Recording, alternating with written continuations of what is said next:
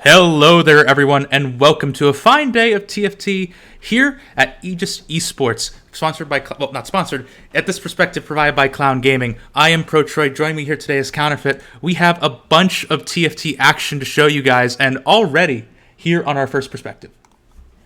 Yes, hopefully we're in for a grand old time despite this opening carousel. There hopefully won't be too many tears before it's all said and done. Yeah, this is a very mana-heavy start, which isn't usually a lot of people's favorite. I think the meta may have shifted in favor of some of these more AP casters and a bunch of other folks that would like to see the tier, but it's obviously not what everyone looks for. Very quick scouts, by the way, immediately from Paragon Gamer. Yes, and even thinking about locking down the Quicksilver immediately, which definitely doesn't tend to be a priority. I mean, if we're talking about the kind of play that's opened up by having all these tiers being knocked around, I can't help but think towards Lux compositions later on, which love having loads of tiers all day, every day. They're also very good at making your opponents cry as well, so that's a natural source of additional tiers as you go through the game, too. So far, so good, though, for Paragon. Really nothing here too crazy. I like the double TF start. That's probably going to be able to be turned into a early enough 2-star. Really doesn't matter what you have synergy-wise early on. Just getting that early power is going to be enough. That extra 5 gold and Lysandra will be interesting, too. Oh, gosh. So these first choices very important here. Of course, you'd love to be able to make use of that Lysandra you can. Unfortunately, it doesn't seem that the augments are doing terribly well. I like the scouting which we're seeing going on from Paragon here to see if anyone picks up anything telling early on, particularly any trait-related augments that may affect Paragon's choice. Yes, that's the easiest way to make sure you don't want to be contested. They might be looking at that Arcanist chart, which may lock them in more directly. However, the name of the game for these early augment choices usually go as broad as you possibly can. Lots of Exile, lots of Ascension you see on the right side of your screen. Did see one Clockwork, so that would be an interesting thing to keep an eye out for in the future. However, they have decided to go for this early Arcanist, which grants them an Arcanist 4 at 1/4. I mean, that is very strong, but it's also a very bold move as well. As we've already established, there are 3 different players who are starting with tiers and therefore are much more inclined to try and go for tier-heavy builds, which is mostly going to be, in the most direct way, Arcanist of some kind or other before anything else. Yeah, and another important thing to know is that Paragon is not one of the players that picked up a tier. They're currently sitting on 2 gloves and an MR, which feels pretty awkward to me because you don't really want to necessarily spam a Thieves' Gloves, and QS isn't the premier defensive carry item that it was in previous sets. So as a result of all that, I'm pretty curious to see exactly which way this all goes. I was kind of waiting to see if maybe we would see Paragon, trying to work the way towards more Yordles here, just because right now they're in such a weak position, but they're not the only one, as the legendary Peeba is here, and they don't have a strong starting board either. They've got that Ascension you mentioned as a generically strong augment, and these 4 Arcanists are more than enough to get the job done. Yeah, and even though they are all 1-stars too, you did say weak, and you know what? I agree. All 1-star, level 3. This is not the strongest start coming in here, very econ focused. You do still have the Swain, which I think is one of the premier early game Arcanists just generally. You also do need a nice little power up from the Ziggs too now. Oh, for sure. And this is, this is pretty nice to be able to start setting up for what we're seeing from a lot of players. I mean, we're talking about Peeba's comp being weak. Peeba's comp is weak in terms of board strength, but in terms of what it's going to be doing for Peeba later on, it's meaning that they're getting the economy of the Yordles from the very start of the game and getting the maximum return as soon as possible. And remember, this is still, despite all the changes that we saw going into 12.1, a very late game focused meta. So anything that grants you early economy, being Yordles, being mercenaries, be it what have you, allows you to hit those late game power spikes a little bit sooner. Now going into Faker Pots here, who has immediately slammed the Shojin. Actually, it could have been that free item granted from their augment, which just generally is a huge power spike early. Faker Potts is one of our lowest ranked players in the lobby. I believe that they are Diamond 3. They are in some very esteemed company here in this first lobby, most of which are masters. Yeah, we'll have to keep an eye on them as we go through the games today. It is just going to be interesting to see how each of these players are going to be able to adapt to probably new situations here. It's important to remember that tournament play is very, very different than anything you do in your standard climbs. So you have to be able to adapt to not only the meta that has been established over the course of the patch, but you also need to establish the feel of the tourney, what players are going, the meta that is developing inside of everything. It's a whole different ballgame. Yeah, and this is a good chance I need to talk about the kind of format that our clown gaming players are facing themselves here into in the Aegis competition. This is only the first of 3 weeks to try and place themselves amongst the top 16 players who carry on to the next stage. Yes, and that next stage is huge for a $1,500 prize pool. So very exciting stuff. Everyone here wants to bring their A game for Aegis. We'll have to see just how all of this goes. So far, though, nothing really too crazy. Like, we're not seeing any kind of crazy, let's go as many mercenaries as possible starts. Everyone's playing pretty reserved, pretty close to their chest. B is probably one of the most maybe risky players just because they have 80 health right now. Not necessarily a bad thing, just means that they've traded a lot of early health just for early econ. And I was wondering if we might see some of these mercenary players coming in because, you know, certainly we see more and more of it over time. It's really picked up in popularity, the idea of running mercenary through, you know, from the early game, getting as big of a loss streak as possible, and then becoming an unstoppable juggernaut in the late game that people just can't deal with. Well, you also have to remember, too, we are in the waning days of 6.0. I think there's maybe like 40 or so days left on the set before we move into 6.5. This is around the time that everyone starts going crazy with the econ for fun builds, so I can't really blame too many people for going too deep. Absolutely. I mean, but what we're seeing right now from Paragon Gamer, we were kind of wondering maybe we might see the Arcanists being, you know, more contested and perhaps holding back some of the potential here. But that hasn't really been the case so far. We're seeing another Swain in the shop, another Twisted Fate as well. With Swain newly buffed on the patch, he's definitely a much more competent sort of backup frontliner before Vex really comes into play. Definitely. Both he and Vex receive some decent buffs. Vex more specifically at 3, though, so that is also an important thing to note. I am really curious to see what flavor of Arcanist that Paragon does decide to go, because there are a few different variants. You can have the Malzahar-focused version, the Lux-focused version, as well as Victor if you are so willing to go as many scholars as possible. One thing we are seeing here from AT3N, apologies if they call it more a way of saying their name, is that they are going for something which looks like it's going to be assassin-based, which there's a lot of lobbies at the moment we're seeing which don't necessarily have assassins in at all. But this really changes what kind of comps can function well. Yeah, it also turns into a much heavier positioning puzzle, too, for all of these players, because usually you feel pretty safe about all your positioning, and the second you see one assassin in the lobby, all of a sudden, all of your scouting, all of your positioning needs to be done through the lens of, if I stumble into this assassin player, am I going to have to worry about my backline squishies getting absolutely obliterated? I like the really quick slot in of the Poppy here. It does open up a potential Yordles for Paragon as we go deeper and deeper, but I think this Swain 2 is going to hurt a lot before we hit stage 4. We have come across a rare and elusive specimen here, Protroid. Ooh. This is Fossil Diner, the only undefeated player in the lobby. It looks like they're making good use of some syndicates, but Paragon Gamers not playing around here. It looks like they're going to hand Fossil Diner their first loss, thanks, just as you said, to the power of that 2-star Swain. It's a huge amount of healing you get. It's a great early game tank, and this has to hurt a ton for Fossil, because remember, that is a loss just before the Krug round. That means they lost all that phenomenal economic buildup they've had in the pre-Krug rounds. Alright, so now we head into our first PvE round. Right now, I think, you know, Paragon's probably feeling pretty good about where they are right now. If they are building towards the Lux later on, they've at least got half of that Infinity Edge dual gauntlet combo put together, with, of course, the extra glove on the bench, meaning they just need the sword. One thing conspicuous by its absence, though, is no blue buff, no tears at all, and that's been true since the start of the game, as there's the Infinity Edge coming in, but the casting time, Protroid, is much longer without those tears. I gotta say, you are a prophet today, because he said, oh, you know, he has half of an IE, he really needs a sword. There you go. You say, oh, you know, there isn't any blue buff components, gets a tier. This really is just one of those games where everything just seems to work out so far. And that is really a nice thing to see. The only thing that probably has been too great for Paragon so far is that they had a pretty even waffle going into the Krug round. They weren't able to maintain a streak one way or the other, and so as a result, their economy was a little tiny bit weaker.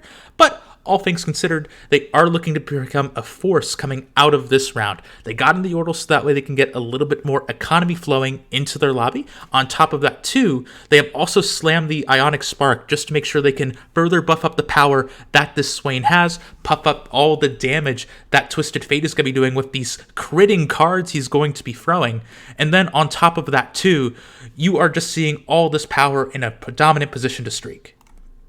Yeah, I think this is the start of big things for Paragon Gamer.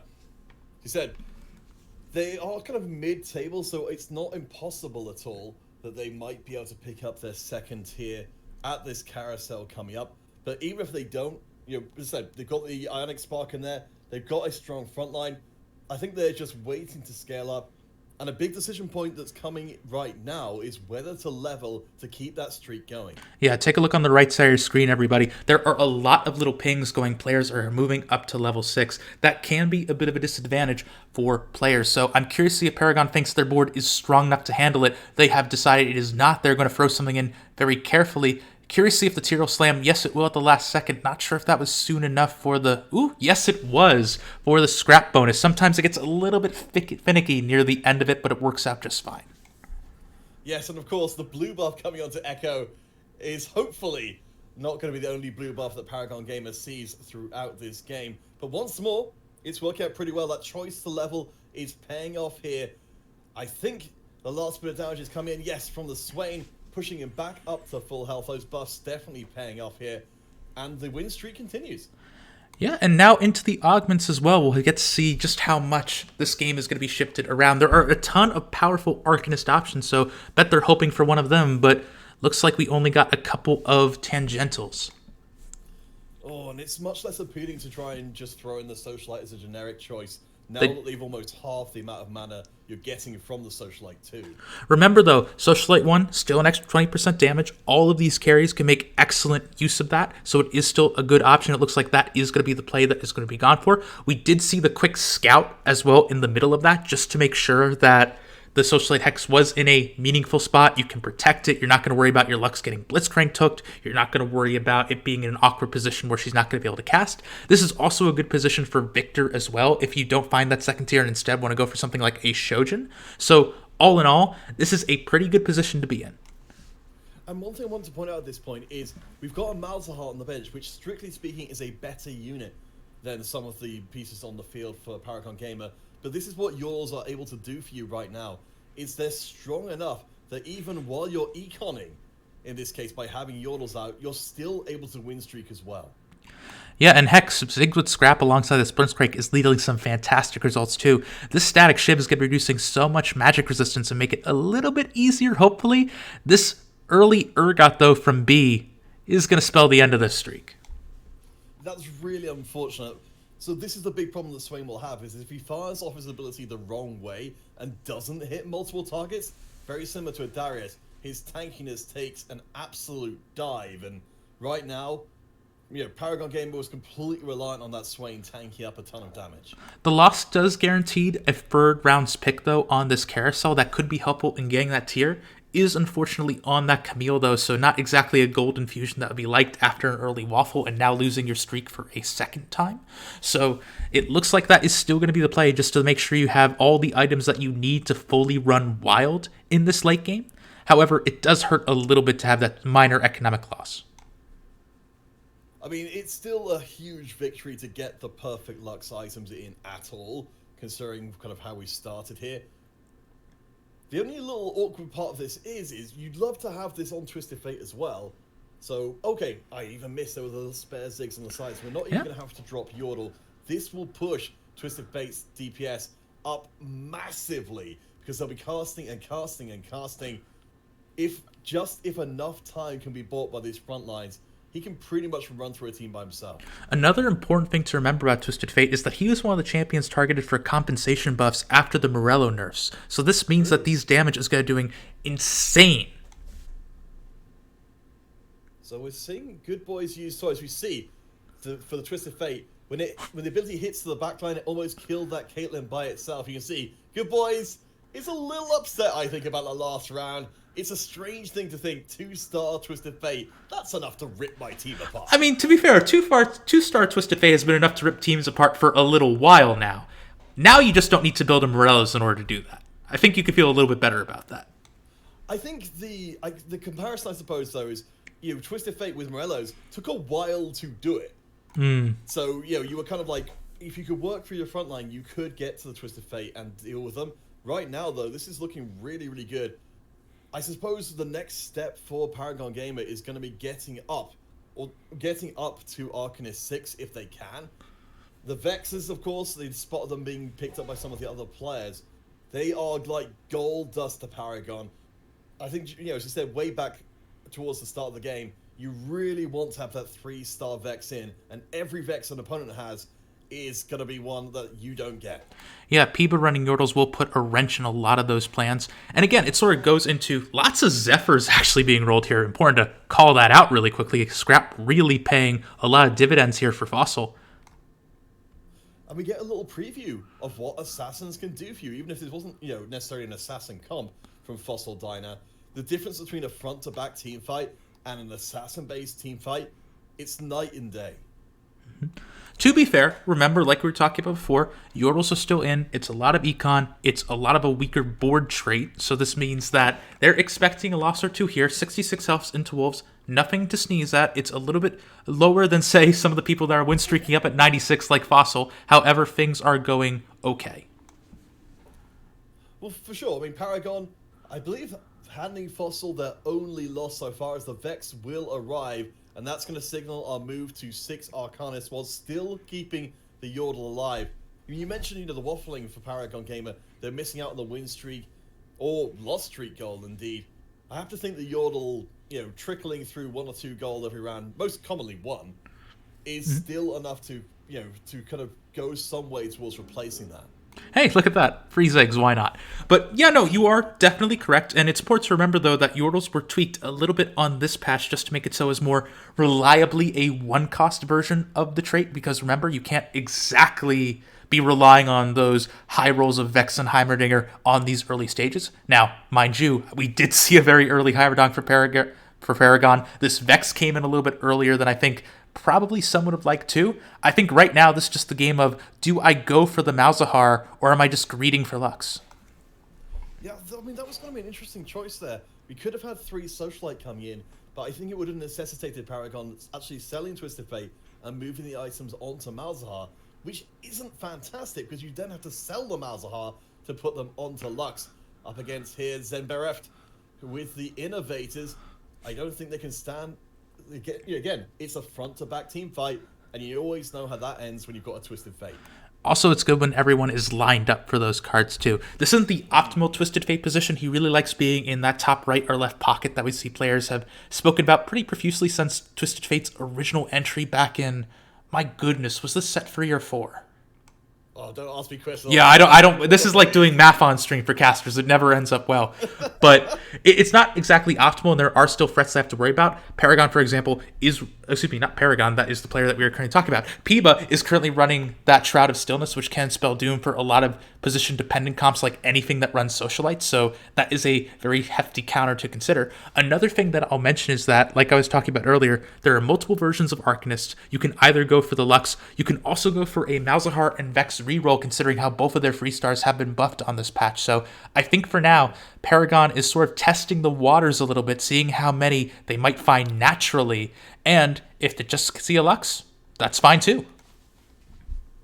Look at those cards tearing into Faker Pots, but I don't want to talk about that. I want to kind of go back to what you were talking about before, which is Piba. I don't know if we'll get a chance to see too much of what they're doing directly, but from what I could tell, Piba looks like they're actually going to go for a full Yordle composition, meaning they're going to be swiping every Yordle they can get hold of, which of course, they're looking to get a 3-star Vex themselves. Yeah, very hard for 2 players to be able to maintain that grip on Yordles pretty heavily. I mean, granted, for the Yordle player, that's great. That just means you get a little step closer to Veigar a little bit before everyone else in a standard game. However, if you are not playing 6 Yordles, like I would say maybe roughly 99% of the TFT population these days. I feel like more people are starting to give it some respect. Not quite there yet, though, to see widespread adoption. It is going to just mean you're going to be giving a little bit more power to people early, and that's pretty scary. All right, so we've got up against Kutsma here, who has got the Urgot. We've already seen how powerful that can be. This is not a well-itemized Urgot. Interesting for Kutsma, they've got 2 Shrouds already, and that worked spectacularly well to provide great coverage across the whole board and stop Paragon from getting off to the races. Yeah, really Shroud of Stillness with its ability to increase the mana cost and really delays every first cost cast that you can get for any of these Arcanists. And when you are running Arcanists, so much of that power is tied up in that initial burst, ending fights quickly, the same ways that challengers are able to do so. Being able to delay that, especially if you're running a slower ramping comp like Chemtex, makes it incredibly hard to overcome. Yeah, that window of opportunity is always got to be there, as we have got a interesting carousel. So Faker Potts is going to be able to swipe up the spatula. As we take a look at the scoreboard overall, we can see Faker Potts and Good Boys down at 25. Zembreft with the Innovators just above, with Piba barely beating them out. But then there's a huge leap between 4th and 5th. Yeah, take a look at that, 33 to 52. Now, once again, I can't stress this enough. The players that are lower in the leaderboards right now, they could be lower for good reason, trying to get good economy, trading away that health for gold. That is a nice early find over there in the form of the Yuumi. The Lux as well coming in. This board is just about to come online. That was fantastic. So we've got Socialite 3. Though, I can't help but think, as we mentioned before, we are in a place where we've got multiple players bringing out the Shroud of Stillness, and there's one place you always know the Shroud is going to be good. That's over that Socialite spot. Yeah, I've seen players manage to switch things around at the last second, bait opponents based on the positioning of that Hex, move their carry off at the last second, but then you are losing so many stats at the Socialite tree, it becomes a little bit hard to bear. That said, though, we'll have to see just how this Lux can perform as we go through. It's still Lux 1, but at level 8, the odds are in Paragon's favor. They just need to double check to see where everyone else is going. They're not contested. I mean, as you say, this is a big decision to have the Socialite here. We're locked in by Augments to running Socialite for the rest of the game in some capacity. As we now have our next Augment. Definitely thinking about the archives. I imagine they'd love to get another Arcanite. Arcanite? I'll allow Arcanite. It's a little bit weird, a little bit funky, but it sounds good. And the huge thing about getting that Arcanite, I will say now you've coined the term, and there it is that you are able to drop a lower cost Arcanist in the form of the Ziggs that is currently remaining on this board in favor of something that is a little more powerful, say, for example, the Taric that was just picked up from the store. All that healing can be absolutely crazy as time goes on. Last little bit of rolling, trying to find a few more spikes. We'll have to see if the next roll will spell Lux 2. You can see that the Vex 3 is not being pursued, as we mentioned before. It's pretty much off the cards here for Paragoners. Okay, we're going to be having the big AoE heal. I was kind of with you there, and I was expecting to see that go onto the Taric just to provide more of a frontline presence. But it looks like we're thinking mostly about the team fight over individual frontliners. Seraphine has also received a lot of buffs in the face of the morale nerfs anyway as well, so maybe it's making this as a second Lux, Ooh! That's nice. Yeah, it does feel pretty okay, doesn't it there? And Good Boys goes dangerously low here, all the way down to 3 HP. At least they get to see the chickens. And this does mean that Paragon Gamer is positioned very firmly in the top of the table. B Cosma is on a win streak, though, just below them, so keep an eye out for what B is up to. Good Boys, as I said, going down to 3. They are almost out, and that's, of course, amazing news for all of these players as they battle to be the top 16 amongst a large field of players. You also have to remember, though, this could be the time that you have the best odds of finding this Lux, because the more players that are in the game at present, it means the more players looking for forecasts, the less forecasts that are in the pool, and as a result, the greater odds for you. So we could see a bit of a roll coming in here following this Krug round, just to try to secure Lux 2 for one last power spike. I mean, that would be absolutely ideal to keep the win streak going. I mean, we've seen the power of just a Lux 1 right now with this itemization. As we got a static Shiv coming in, Looks like that's going to be it with a little bit of extra gold to try and make it up to 10. But that's not bad at all for Arcanist. It's a decent way to generate mana just with these auto attacks, and also shredding magic resist. Why, there's nothing nicer. It was nerfed very slightly on this patch. Remember, it now is only a 10% attack speed bonus instead of 15. Not as strong as it was once before, but heck, that's still pretty darn strong, so it's hard to complain too much about that. Important thing to know about the Yuumi there, it is, I think, at that positioning going to jump down onto the Taric. I don't think that's probably where you want to go. I think it should go into the Mouse, actually. Let's see. Oh, no, it should be Mouse, I think. Yes, I do remember seeing the table of its kind of attachment logic, but no, it goes to the Taric, so apparently it must start in the bottom left. That's unfortunate, because Taric has gotten trapped behind enemy lines, and that means that Lux is left all on her lonesome to take the brunt of the assault from these innovators who do now have the Jace backline and an awful lot of items on their bench. Yeah, this is what we talk about, by the way, when we say that these frontline mage tanks fall off by around stage 5 or so, where, yes, you have phenomenal early game tanking capabilities from Swain, from Vex once she is restarred. However, now at this stage of the game, they're just a little bit too weak in order to really protect Lux from more than one cast. So I want to point out here, this is something, again, thanks to competitive TFT Reddit for letting me know this is a thing. The reason there was a problem in the previous round is that when Yuumi attaches to someone, she leaves behind an invisible obstacle in the space that she started, meaning that Taric was unable to walk out from the corner, even though it looked like he had space to do so. That is a pretty big learning experience that I will know that I will take with me for a while, and I'm hoping that we do see it continue here for our players as well. Lux goes down from a nice snipe right there. I believe that was from the Tristana. This is just generally going too rough, and I think also we did see Paragon wish Piba luck. I think they may have given Piba too much power. I mean, this is the big problem, I think, with playing with the socialite approach to the game here. Is that Piba's comp was very well set up to form a line away from the Lux, meaning that she's not firing across the whole team, which is really what you want her to be doing.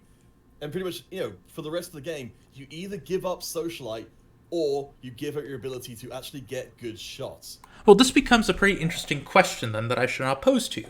Would you rather have the free socialite or dip down to 2 and just try to move in some additional tank and CC bots such as the Braum? I think, you know, I think at some point you've got to make the decision. Yeah, if are there enough good shots? Because not everybody has positioned this way. Like Faker Pots, for example, they position perfectly to get shot in the face by a Lux laser, but they've made that decision. That's a decision that's probably going to cost them pretty harshly as long as this front line holds. Yeah, 1,600 damage crits going through. Faker does look like he'll go down. Zen just behind them, but not enough to take the 7th place spot away. So that is going to be pretty dang huge. I think with Piba too, going this very AD focused comp, that could be another reason to try to target and go for some more physical defensiveness as opposed to trying to get more enchanters for some magic defensiveness. But we'll have to see if this carousel impacts any decisions as we have only 5 players remaining. All right, so we're either looking for something to buff up our Vex or something to buff up our Malzahar. Guardian Angel's an interesting choice here. I'm wondering where that's going to be heading. Was nerfed a little bit on this patch. The health on Revive is a little bit lower, I think by maybe like 150 or so. It is good at prolonging Malzahar's life a little bit in order to make sure that you get those dots going for just a tiny bit longer, but you do have to remember at the same time, Malzahar's not the main damage carry here right now. No, and I think another part of this as well, if we're talking about damage, is Paragon Gamer. They've got a lot of damage, but they've got 2 items in their front line in its totality. And one of them is an Arcanist spat. And don't get me wrong, like, this is allowing for Taric to heal things up effectively to full every single time, but all of these shrouds, all of these different threats that can Brave Rush bypass the front line, make it very difficult for Lux to get rolling. That's 3 shrouds. You can see immediately in the chat, what is going on here? This isn't right. Unfortunately, it doesn't actually work out because they're all walking into Lux and getting exploded. Take that, Shrouds. Definitely not overpowered. Exactly. Urgot, by the way, since we saw him on the screen for maybe approximately 4 seconds, we did see a few nerfs coming into him just all around. I think the primary one, aside from trait nerfs, being that instead of his autos during his ult happening every second attack, it's now every third. So that means that he's getting less Runes Hurricane procs in order to get things going. This could be why we're seeing more of a full damage Urgot variant here with the IE as well as the Last Whisper. It's a nice little adaptation. I wanted to make sure I called out. Yeah, absolutely. It's great to see players taking advantage or making the best of the situation, maybe is a better way of putting it, when it's a case of a nerf. But as we move towards stage 6, my eyes can't be drawn away from the legendary Piba in 5th place on a win streak. Yeah, well, here he is again.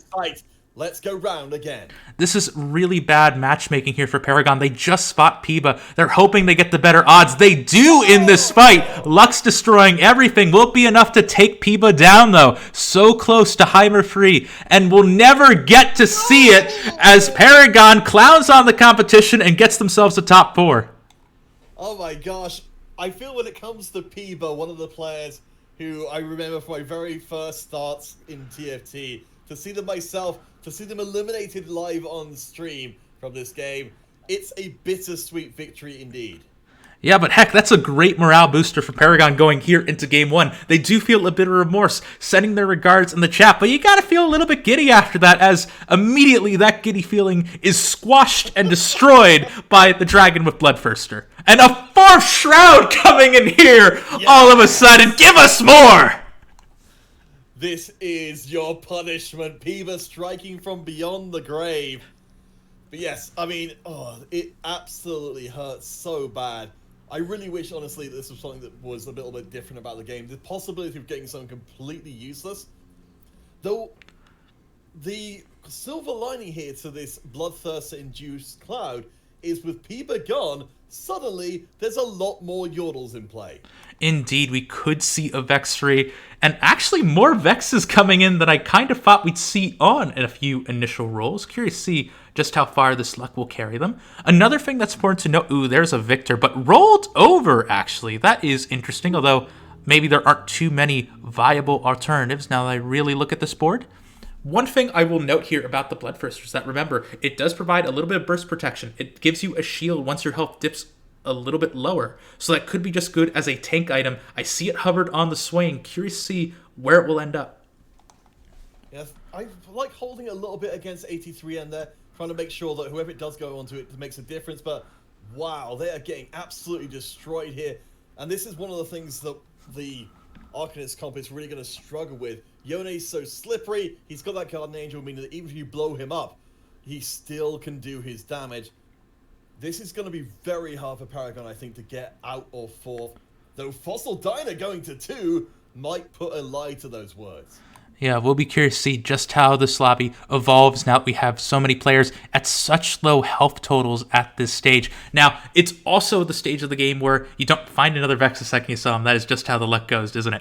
Another thing that's important to note is that this is the stage of the game where you can't really predict which player you're going to be fighting against. There are too many random odds, effectively. So maybe you're going to hit someone with 4 Shrouds, but then again, how are you going to position against that? We do see what I was talking about earlier, though, moving the Lux off of the Socialite Hex just to try to protect a little bit more, but you can't get around 4 Shrouds. No, there's just no freaking way. Though, to be fair, I'm not sure Lux is necessarily really needing that healing anyway, because... Oh, I think she needed it there. Anyway, this is a done deal. Paragon Gamer can only hope that Fossil Diner loses more harshly than them. Unfortunately, that doesn't look like it's going to be the case. While Diner will lose, it's not the minus 13 or minus, I guess, 16 they would need to go to after this round to actually drop into 4. Yes, a -8 is where we're at in a 4th place for our Clown Gaming competitor. We will stick around just a little bit more to see how this lobby does round out, but we do have more perspective that we will look into going to after this game. Alright, so 83N hits a 2-star Kaiser. Of course, as of this patch, Kaiser not quite as overwhelmingly strong with the barrage of nerfs hitting her from every different angle, but still to be feared. The Shroud of Stillness seems to be the way to go. apparently, that's all you need, Protroid. Just cover the board with a shroud because your opponent is dead. And I mean, I spoke earlier about how with a shroud you are able to slow down the pace of a lot of fights. How Arcanists have a lot of similarities to challengers in this regard. This challenger comp is going to feel a lot of pretty similar pain points. They do have more CC in frontline to try to cope though, so it looks like B is going to be taken down by Aiton, but we got more time with one more carousel. Alright, so one of the things that is missing for that Kaiser is any items at all. Unfortunately, none of them seem to be tremendous. Academy Dispatcher seems fine. Hextech Gunblade, I believe, should be making a fairly big impact coming in as a big source of healing. Let's see, so who ended up with what there? Another important thing to note, I didn't realize they had salvage shards, so technically they just picked up a sword and a rod. I don't quite think that's going to turn into anything special here at this stage, because I don't really think you want to delete too many of your champs at this point, but still an interesting little note. No, I absolutely appreciate that, because there definitely feels like there are some avenues of possibility there to do some shenanigans. Oh, actually, no, never mind. I believe they turned the sword into a GA for their Jinx, and then the rod is now just a scrap bonus that they're hoping for against Ginsu's. Let's see if they get it. Oh, they don't have scrap, and I got excited for nothing. I do apologize for leading folks astray. Hey, well, it's still time to get excited because we're almost at the end of our first game here on stream. We can see Yone doing Yone things towards the back there, though it's running into trouble. Tam Kench. Yeah, he's quite tasty. Yeah, it looks like that is going to be it, all she wrote, as we have our first winner here. Before we go to a break, let's quickly see where our other perspective is in the form of Renogen. If they are in-game, out-of-game, they are out of game. And it looks like they made it into second place. So that is amazing. We are going to check back for our players very soon after a quick little break. Once again, I've been Protroid. That's Counterfeit. Thanks for watching. We will be here in a little bit.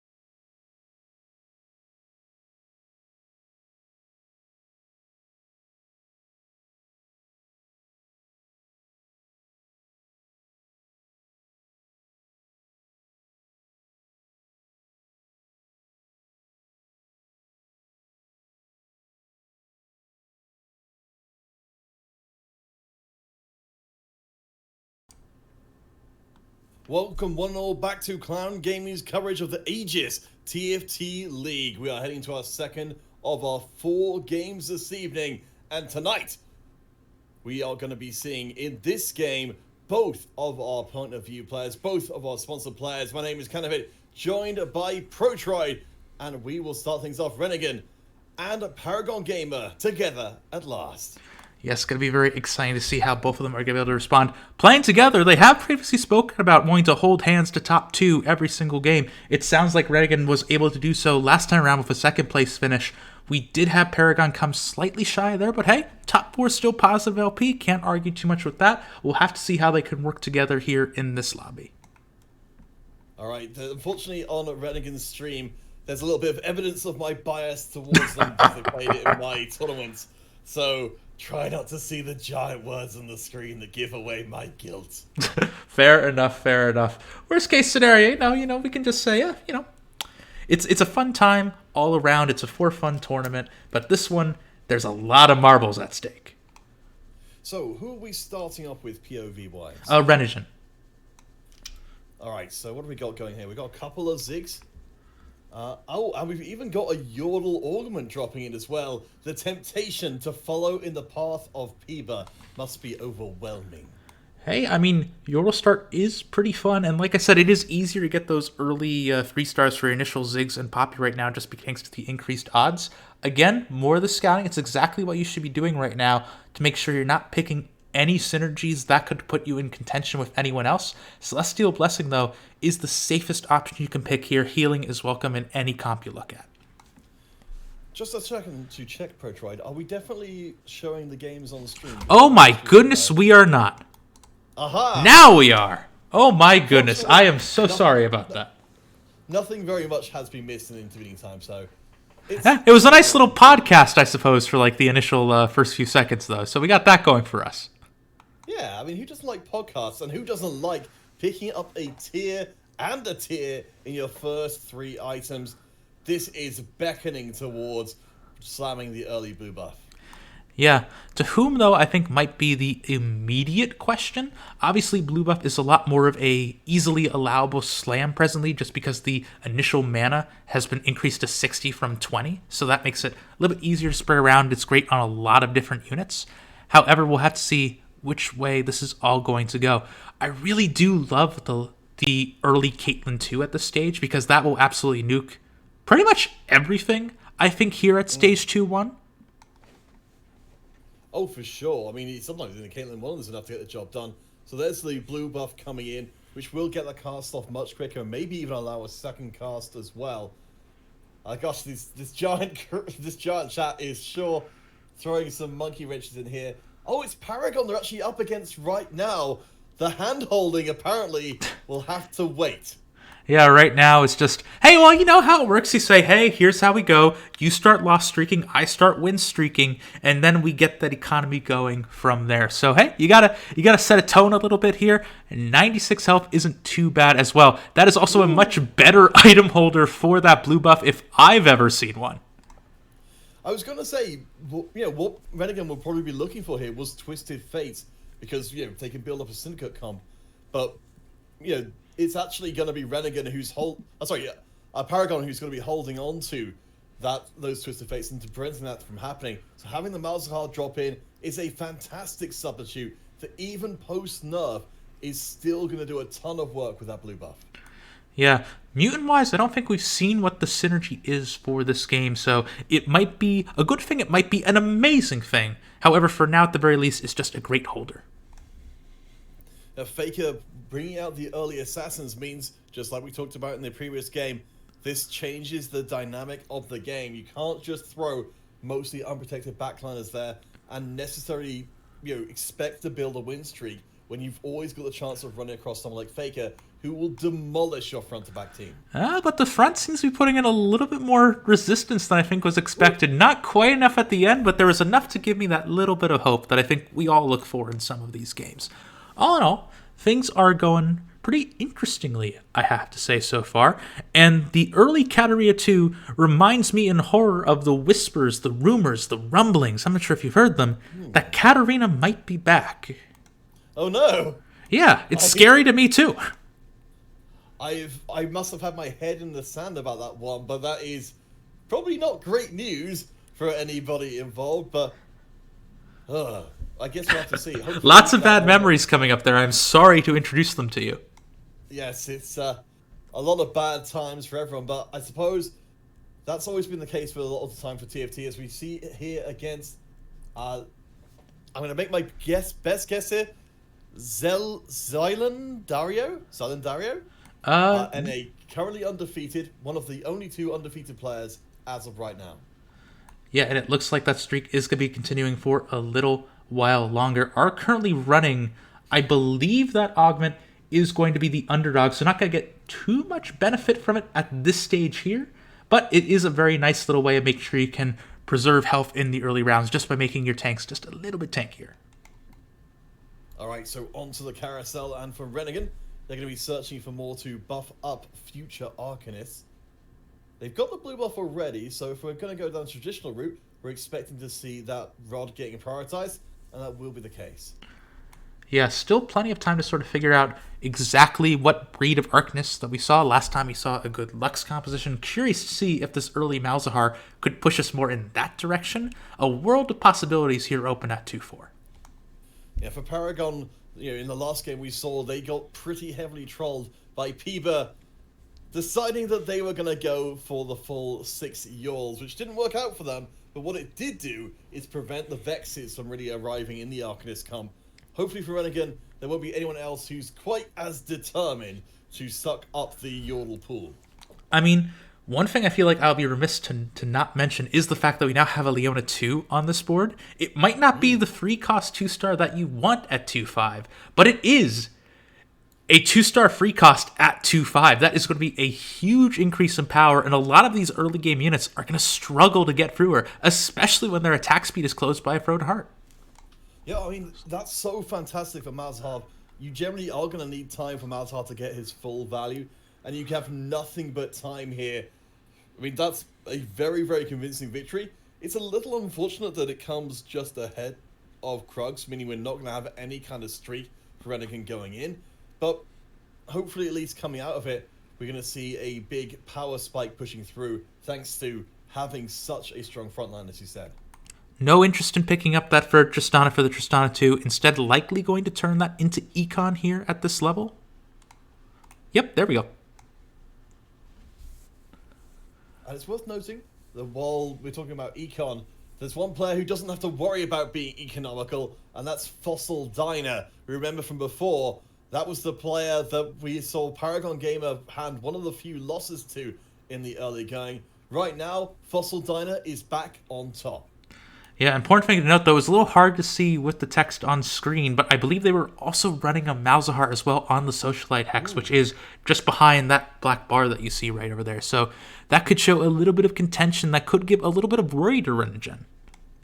Well, you mentioned before, the style which has been approached by a lot of players is to hit up that Malzahar 3, and even having a small amount of contested Malzahars out of the pool is going to slow down any kind of 3-star strategy dramatically. Yeah, it's when you pivot, though. You got the ability to go Lux. You got the ability to go Victor. Victor might not enjoy the blue buff as much, but he can still take pretty good use of it. An early cast is still an early cast for Victor. But, again, we'll have to see many a breed of Arcanist available. Alright, so still strong frontline, backline, all the good stuff. And right now, as I said, while this is not a large winning streak heading into the Krugs, it's at least the beginnings of one. And also importantly for Rennigan, while they may not have a ton of money, what they are rich in is HP. They are currently placed second behind only the untouchable Fossil Diner. You say that, and you are correct. 94 is very good here at Krugs.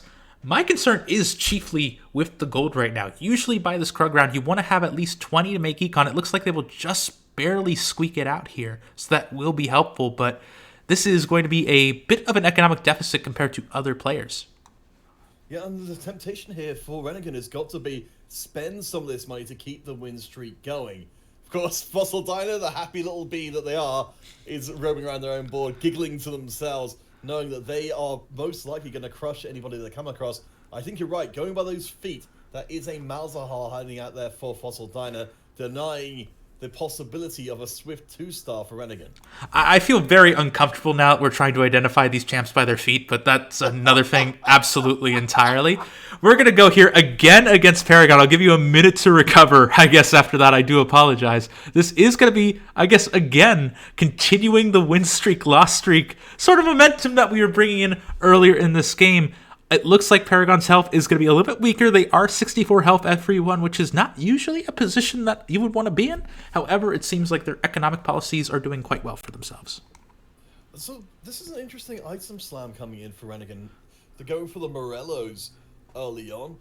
That's much more characteristic of the 3-star Malzahar build than just treating Malzahar as a Lux item carrier. Because, Lux isn't going to be particularly thrilled with having a Morellonomicon later on, but Malzahar, if you can spread to multiple targets, suddenly becomes a lot more appealing with it. Yeah, and that's why Malzahar 3 is so strong, because remember, it does make it so that the Malefic Vision spread from 1 unit to 2, so it doubles its effectiveness very early on. Now we get to see Fossil here, who is definitely running that Malz that is going to be pretty terrifying, especially as it looks like it's also a Malz 2. Again, a lot of this is blocked. I do apologize here, but it is quite a little bit of power to deal with. Heck, there's even that Swain too. Oh, and we didn't even spot there was a Seraphim behind the scenes, so Fossil Diner remains undefeated. Everybody else in the top 4 takes a bit of a dive as well. I think that's a Jewel Gauntlet Morello, so this is definitely a sign of wanting to go deeper into this Malzahar build, so this could show a level of contention that should probably give pause. Augments here also providing some interesting options. Well, bear in mind at this point, we're not committed in, if we're Renegade, to playing this Malzahar comp. If we choose Arcanist Heart, and we do, we are committed. We're saying, I don't care if someone else is going to play it. I'm somehow going to make this work. There's a Vex in that shop right there. I'd be shocked if we don't see it coming in. It's such a great chance to pick up that unit early on. And even at 1-star, when you've got this many Arcanists, you can still get a decent shield out of her. The classic U-move maneuver. I love it quite a bit. Now just trying to say, listen, I'm going to run this comp no matter what you do. You might as well just let me have it. Curious to see how that is going to pay off. It is a pretty decent risk here. You do need a lot of economy to get ready to be rolling for both the Malzahar and the Vex at 7, let alone when you are contested by someone who is currently Mr. 100ing. So that is a lot of gold in their pocket. We'll have to see how they can approach this. So we're checking in here with Chillin. Looks like they've got the scrap setup going right now, but I think they've got a Tristana secreted away in the top left corner. We have seen how powerful Tristana can be. Unfortunately, this time round, it's the Malzahar who proves to be this significant party, as Vex being tempted, Renegade, to give up one of their economy gold. They go for it anyway. Yeah, I mean, heck, Vex is a huge bit of power here, so I think you might as well just hold on to it. Having the Mundo as well as the Cho just means you can get a few other high-value units out of the pool. Who knows? Maybe that means you are an inch closer to a Lux, an inch closer to a Malzahar 2. You got to take every little advantage that you possibly can. At this stage, though, you're looking for another rod, and you want that glove to get more damage in. Renegade, a little bit of a victim of their own success. They're going to be picking at the same time as Fossil Diner, as most of the damage items, in fact, nearly all of the damage items are going to be gone there, with the exception of the bow, leaving behind the opportunity to grab some magic resist, which is no bad thing necessarily. Yeah, I mean, especially when it looks like the number 1 player is looking to pivot towards the Arcanist comp as well, so being able to respect that a little bit does sound like a fairly healthy move. So we're keeping it for Arcanist for now, it looks like, doing a little bit of switching around. One thing I was wondering, Protroid, is whether or not Renegade would start trying to roll a little bit more aggressively to make sure they do actually get at least the 2-star Malzahar, but maybe they're waiting until level 7 to keep their economy afloat. Yeah, they are currently here at 30 gold at level 6. I think they might be concerned if they roll any lower than 30. They're going to sabotage their economy to the point where they can't go for a slow roll at level 7. So I could see where that is coming from, but at the same time, remember, they're currently at 88 health. They're doing decently fine. I think they might think their board is strong enough to be able to move through all of this.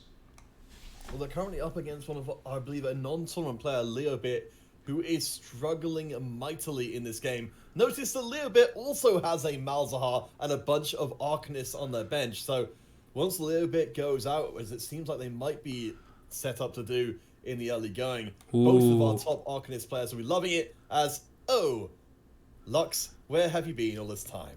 Yeah, like I said, we did see last game that it didn't exactly play out the way that, at the very least, Paragon would have liked it to, but Lux is still quite the powerful unit, so being able to pick it up for your Arcanist comp is going to be a pretty nice benefit, especially if you're afraid you're going to be contested on the Malzahar front.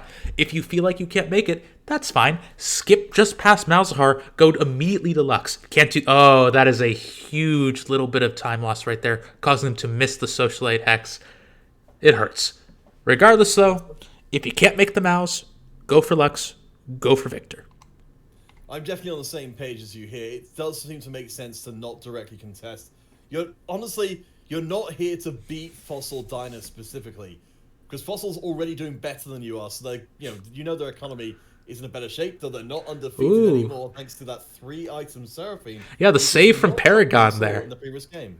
Yeah, the save from Paragon being able to make sure that, I got you. It seems like you were having a little bit of trouble, friend. So let's take Fossil Dyna down a little bit of peg. That is another really important thing to note there, which I've seen Seraphine a lot more this patch than I think I expected her to reading through the notes. She did receive some compensation buffs after the Morello nerfs just because, again, she is one of those very big Morellonomicon users. And even though she was stronger, I kind of looked at it from the perspective of, yes, this is good, but really still, you're running her in either Socialite or a more heavy Innovator comp, and usually in a lot of those, she's not the main star of the show. I feel like those damage buffs kind of give her her own spotlight. I would absolutely agree with you. It seems like it's something that's very possible to put together. As we get the last items coming in, there's some interesting choices to be made here for Renegan. You mentioned before, the Guardian Angel can work very well for the Malzahar carry if that's the way you want to go, as a way to keep that last bit of damage going through with the Malefic Visions. But I think we're actually going to see Yordles coming in here to try and prop up this rather ailing economy that Renegan's got right now, or I guess more accurately, doesn't have. Yeah, they did just go down pretty deep here, and putting in Yordles is just going to be a play, I think, to go for level 8. This could be the sign they're saying, hey, it's okay, let's get away from Malzahar, try going for another option here. Curious to see how they're going to be able to do this. That's a double Ionic on that Blitz off of the Static Shiv. Remember, the MR Shred doesn't stack, but the little Zappies do, so that is going to be at least a little bit of a consolation prize. Yeah, I think it might actually be enough to get the win here. Nice hook on it to our friend Ezreal, who will be coming back thanks to Guardian Angel, but as you mentioned, coming back at very minimal health. So it's not going to do any good there. That's a fair bit more magic damage than I think I'm used to seeing a Blitzcrank do. Yes, I suppose we're not in the good old days, as it were, of the 1337 3-star Blitzcrank hook. But maybe we'll get there. Yeah, who knows?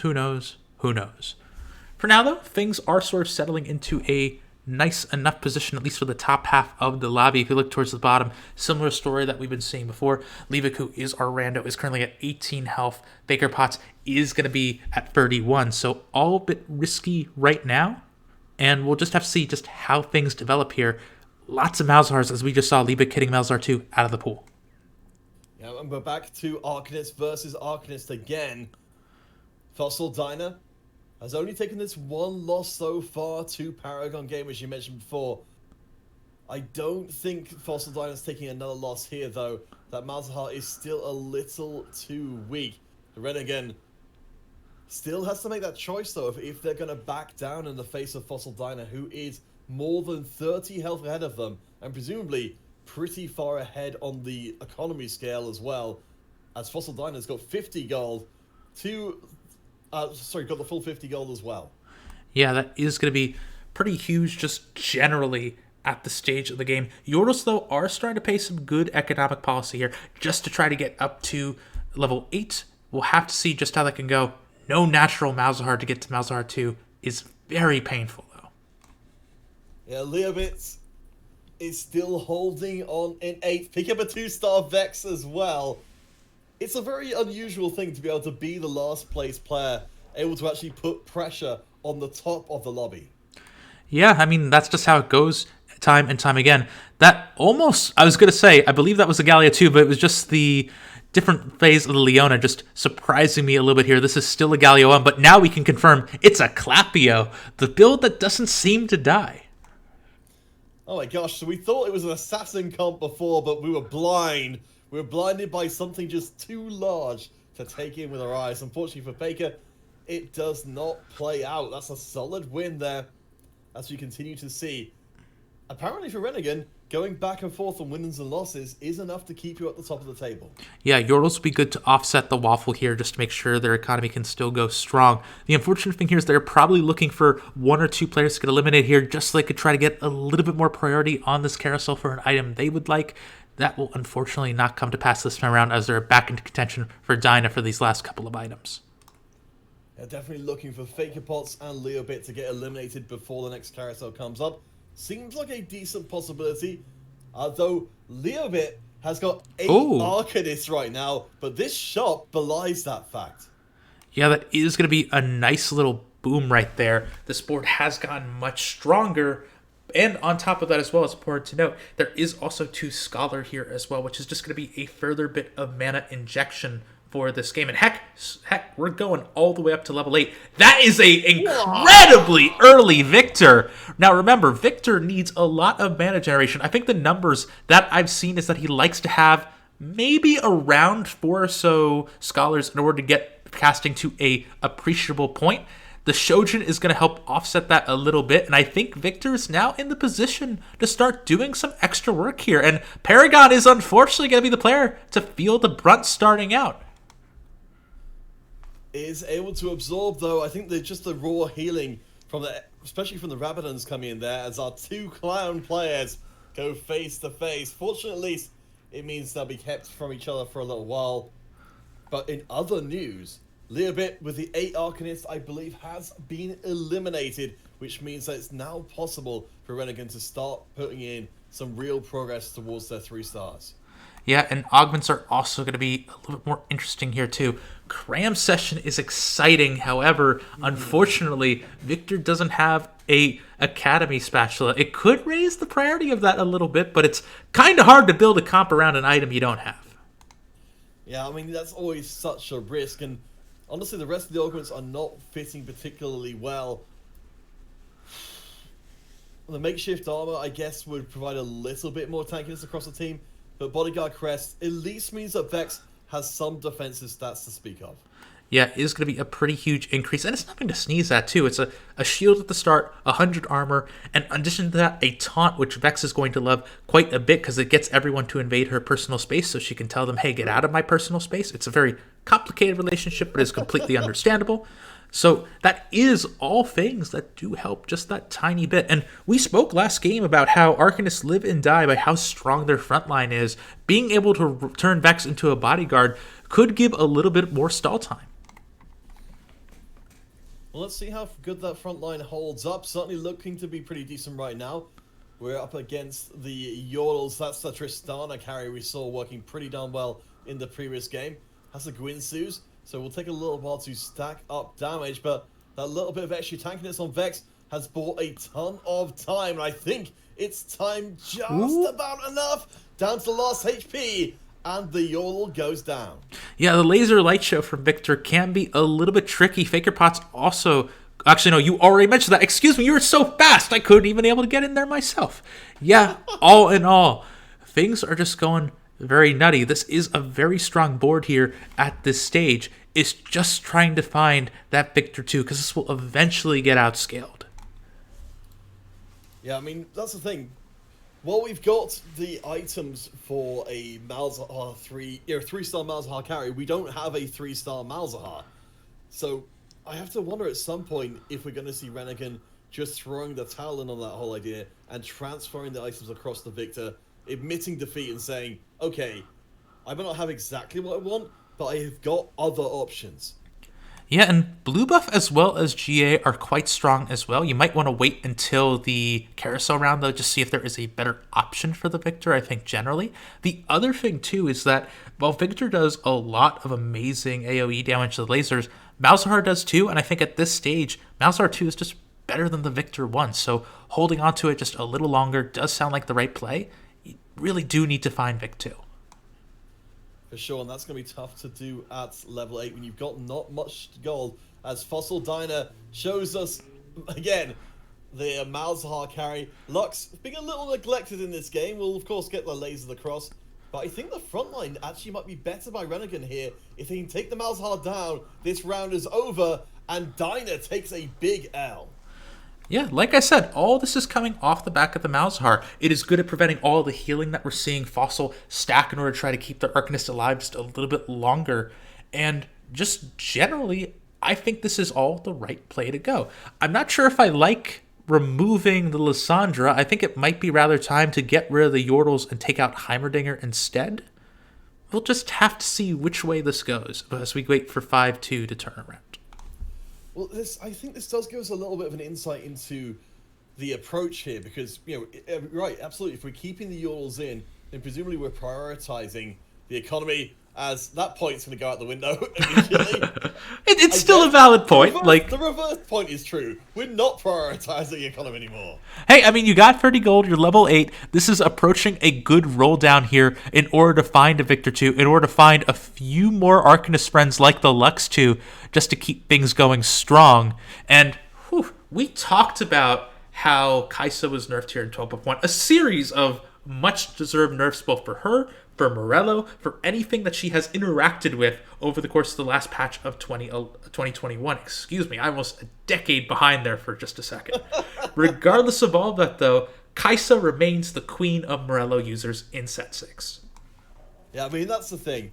While numerically, just in terms of the amount of different nerfs, there's 4 or 5 different directions she's being hit from. They are all matter of degree nerfs. None of them are fundamentally changing what she's doing. She's doing the same thing, just a little bit slower, a little bit less overwhelmingly strong, but they definitely seem to want to keep her identity intact. Still, though, we're down to our top 6. Chillin is almost gone, as is Tinoza.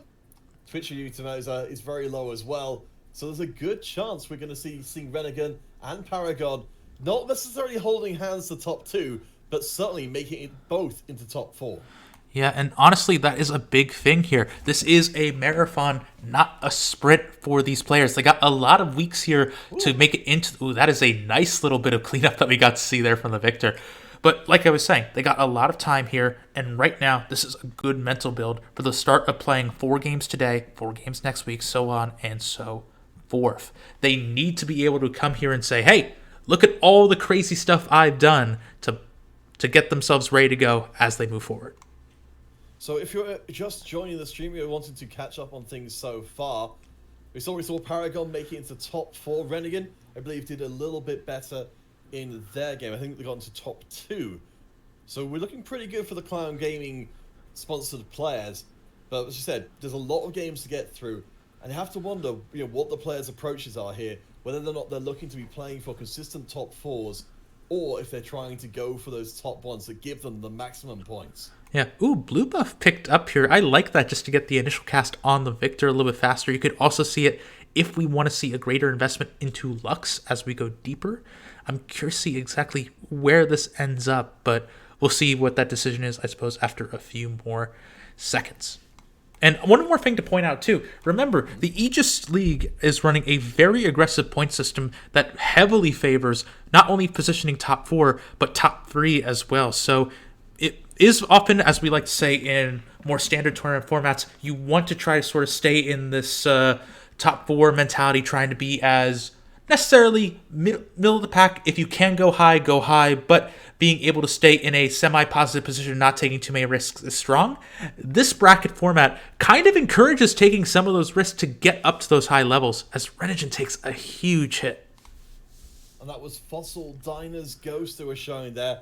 We saw the power, of shooting across the team, but one thing that Fossil Diner has that Renegade doesn't is that Hex Tech Gunblade. So while Victor nearly killed the backline, nearly isn't good enough against Fossil Diner, because very quickly their Malzahar will just heal up all of the team all over again. There is effectively 2 life remaining here for Renegade right now, which is a very interesting play here, because it looks like they're moving to get to level 9 at this stage. They're willing to potentially lose this round, get themselves into red health Pokemon mode going forward in order to get 9 instead of trying to roll for this Victor 2 to try to stabilize a little bit earlier. I'm curious to see what you think about that. I mean, you're seeing here Paragon is level 9 already, so I think it's a reaction to what the lobby is like right now.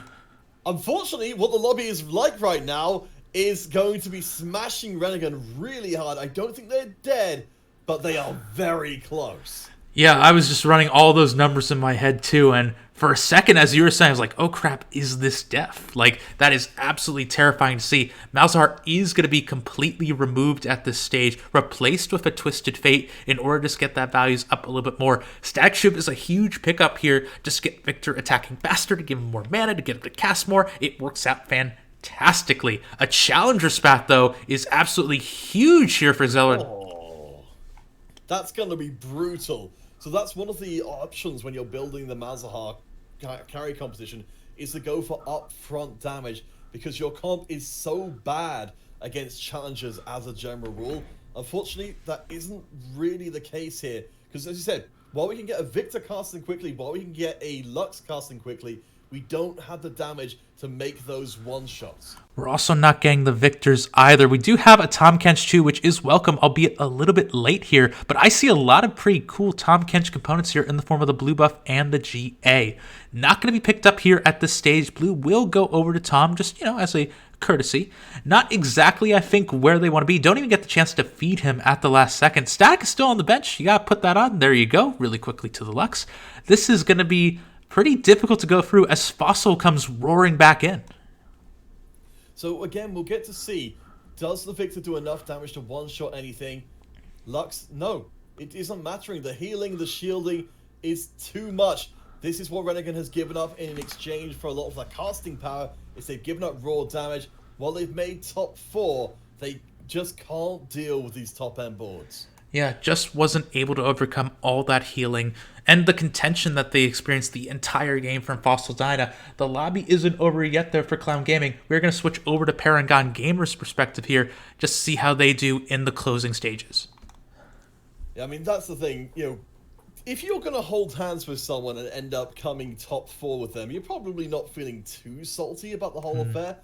But I think there was, there was always the possibility there that if that hadn't happened, we could have seen a much stronger game. For Paragon Gamer, though, they are looking pretty darn strong. They're bringing out that Seraphine carry we were talking about before. Yeah, sacrifice the Social Aid Hex here just to try to get a positioning one up. A little bit afraid of the Zephyr that the Swain has from Fossil Dyna. However, that doesn't fully come to pass here, and we get to see really the full brunt of the Seraphine fully healing herself up on every single cast, as well as applying Morels to help make sure that the Malzahar healing does not go as strong. We also see that Zelendario has been able to also defeat the ghost of Fossil Dyna as well. So really it could just come down to whether or not Paragon Gamer can defeat them.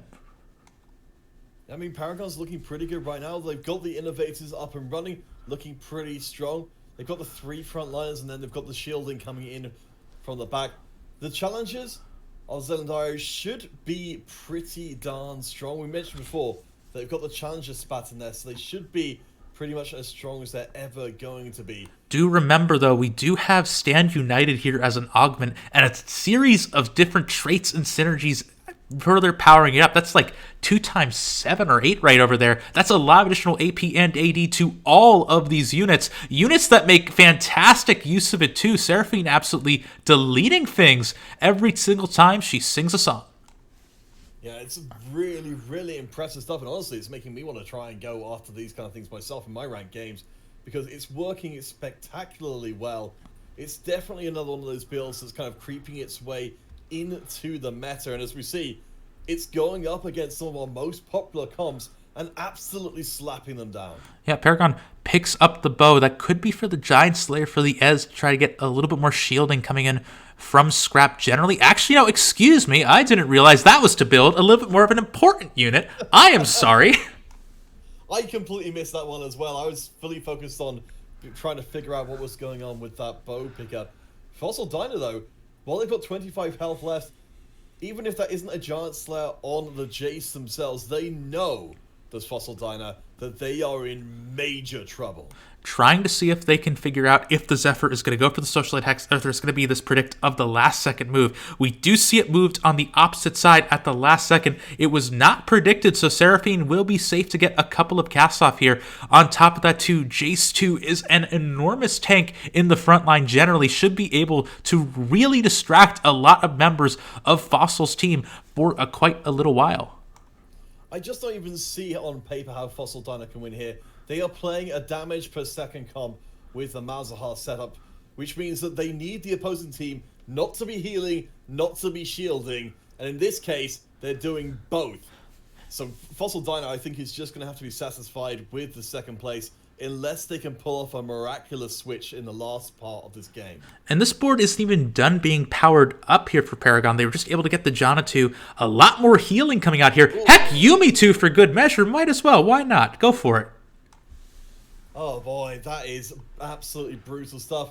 Fossil Diner, what have they done here? They've switched up their items a little bit. Now it's Carry Vex on the front line as well, thanks to some well-rolled Thieves' Gloves. Yes, but Seraphine is back in the Socialite Hex. Lots of additional power now coming in for Altis, able to dodge that Zephyr again, just really predicting everywhere it can possibly go. Yuumi goes Zoomy absolutely everywhere. Paragon's already typing GG in the chat, and Fossil obliges as well. That is a strong finish here. Yeah, and a great representation for Clown Gaming. Very, very nicely done there, Paragon. That wasn't just a win, but a dominating win against some very fierce competition indeed. We are going to take a quick break, but when we get back, our next game here of the Aegis Esports TFT League, Week 1.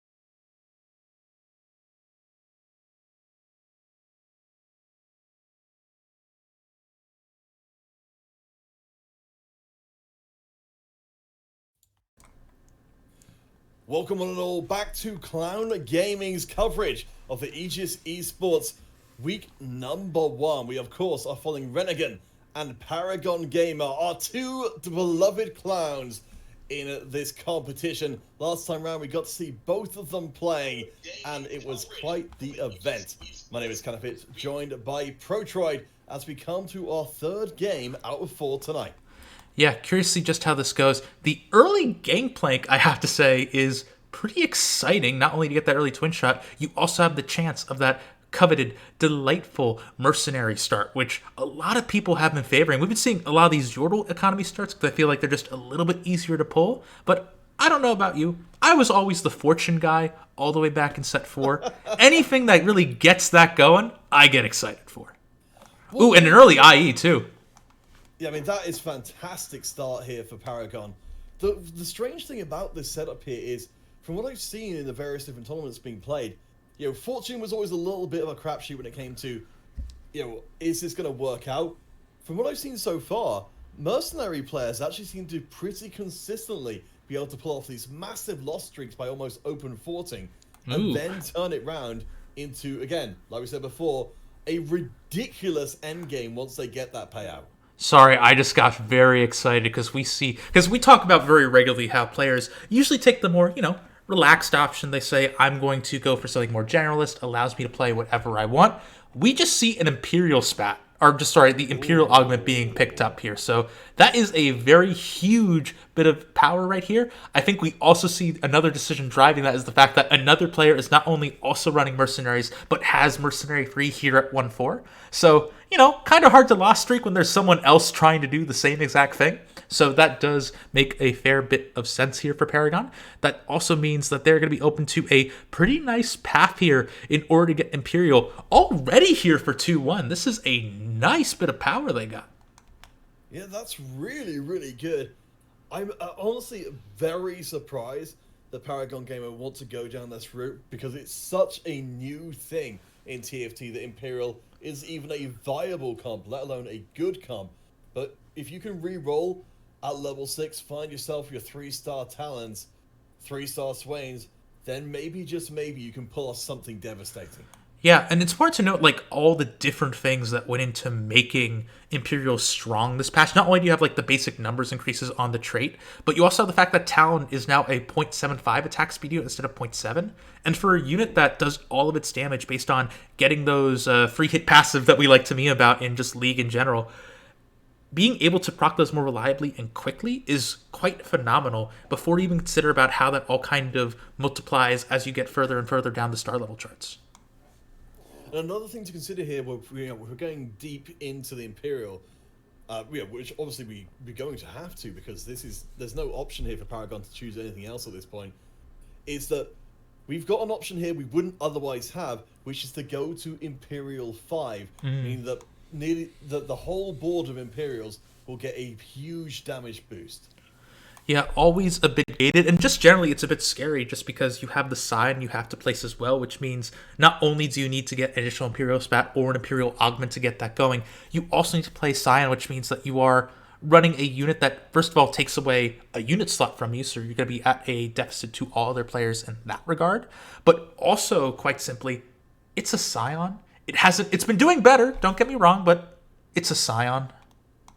Well, it's also particularly awkward because, as we're talking about, this is a reroll comp, so you're spending a lot of your money on rerolling rather than leveling. So space is a premium inside the Imperial comp, and they won't actually have space to play that Scion without going up levels and foregoing the reroll entirely. Yeah, on the bright side, though, it's not going to be too hard to find Scion when no one looks for Scion, so, it's just, you got to get those little plays here. Lots of really aggressive moves actually coming out here early. We have the removal of the Assassin, which I'm not quite sure if I fully agree with. That is a lot of additional damage here. I do think it probably makes more sense, more interestingly, to move all of this over to the Talon and just to get some more star power on this board in the form of the 2-star Ezreal. Yeah, I mean, ideally you want to be able to crit with the Talon ability, but you're still doing a decent amount of damage just by having the Infinity Edge on there. I honestly don't know what the kind of maths is, but I think it's the right decision to get Talon pumping out as much damage as possible up front, because you're building up a win streak here, and you can't afford to drop that gold early. Completely agree. The one thing that is going to be a little bit awkward is that I really think Samira is a much more interesting recipient of that item than the Talon, just generally. Don't get me wrong, Talon can do some pretty crazy things when re-rolled to 3 stars and such like that, but I still think in that build for Imperial, really it's Samira who still is the star of the show. Oh, for sure. I mean, Samira is absolutely ludicrous when she does go off. Though she, you get these rounds where she can be incredible and rounds where she gets blown up because she's such an absolute damage beast. It really depends on the lobby as to how well she'll play. As Paragon, interestingly, isn't picking up a sword despite having the chance to go for it, which seems to suggest that they're going to go for something other than Samira Talon carry. Really interesting to note, because one thing I was about to say was, what game are we playing where there's 2 swords on the carousel for the last 2 players to pick up? These offensive items are routinely across most of the games that I've casted this season. I don't know if this set has been any different for you over in EU, but at least for me in NA land, when you see swords, when you see offensive items on the carousel, you take those very early on, just so that way you are able to further buff up the damage potential of your board early on, as well as denying them from your opponents. Yep, absolutely. I'm really surprised. Paragon must have something very specific in mind as they're going up against Sansa, who is not on a win streak, so they've got a lot less to lose here, though they've got a strong Lissandra in the mix.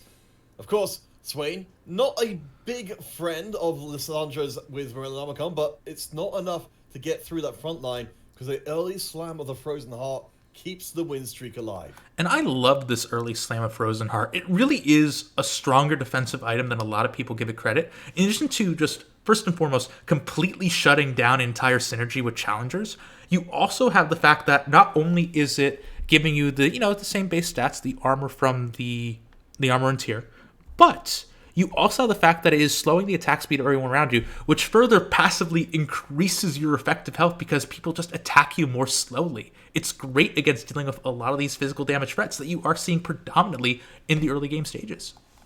And I like the positioning here as well to make the most of that Frozen Heart. It's right in the middle for maximum coverage, but also making it hard to take out that Swain who's actually carrying the item in the first place. This is very strong here, the aggressive level to 5, predicting they could potentially go against the other Mr. 100, which they do. So it is now going to be a battle of the hundreds for dominance. It seems like this is going to be pretty risky, but I've seen Swains pull off a lot worse than this, and it seems like that's going to be Mr. 100 continuing here for Cloud.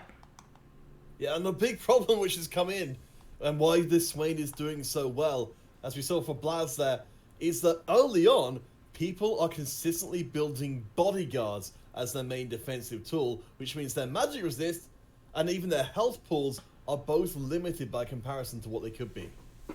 Yes, we do now have Swain 2, which, as we've spoken about before, is a phenomenal mid-game frontline unit.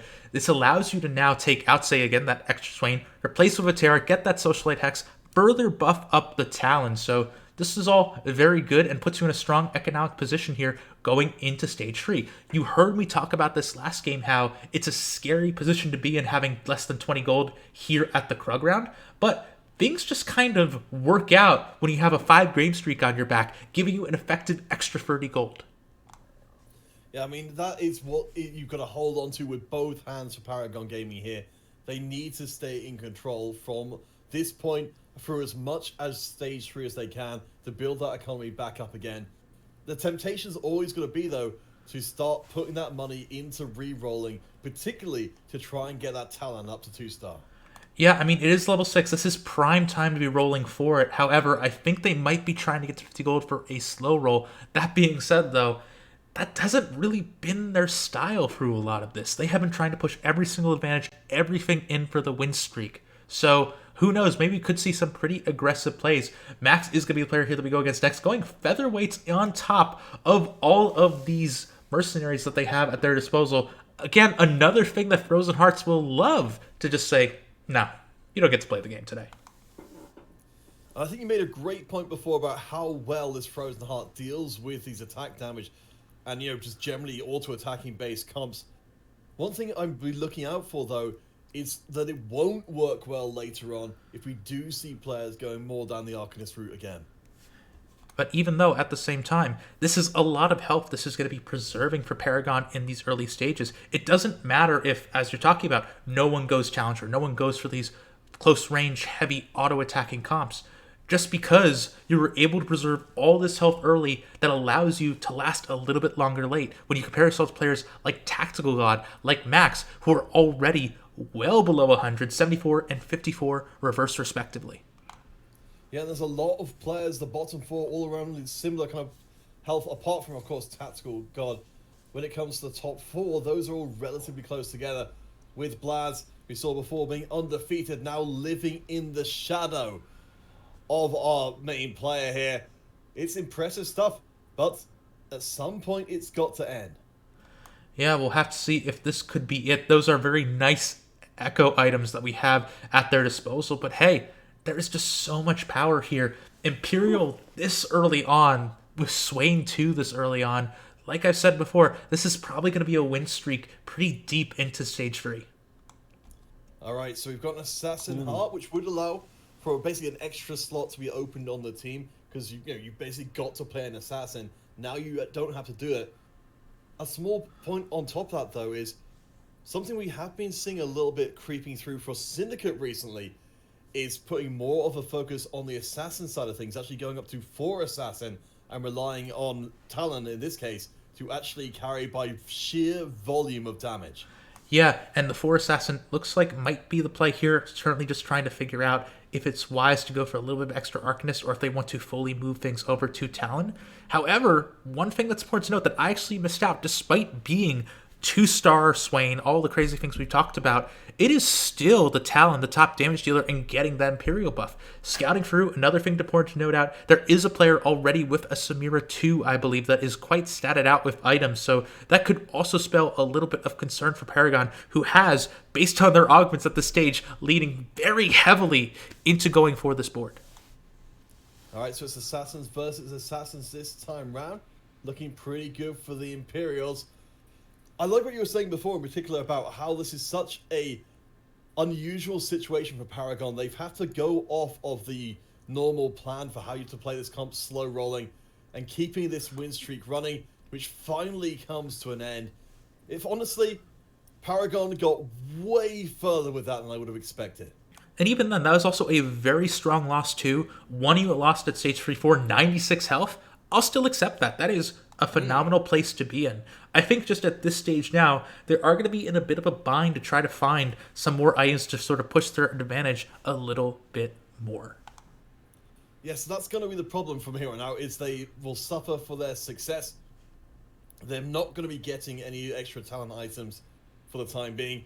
Of course, you generally like to see something like, a rapid fire cannon to keep your talent out of trouble, maybe a giant slayer or anything along those kind of lines to amp up that damage even further. But a Shaco 2 coming in's no mean feat either.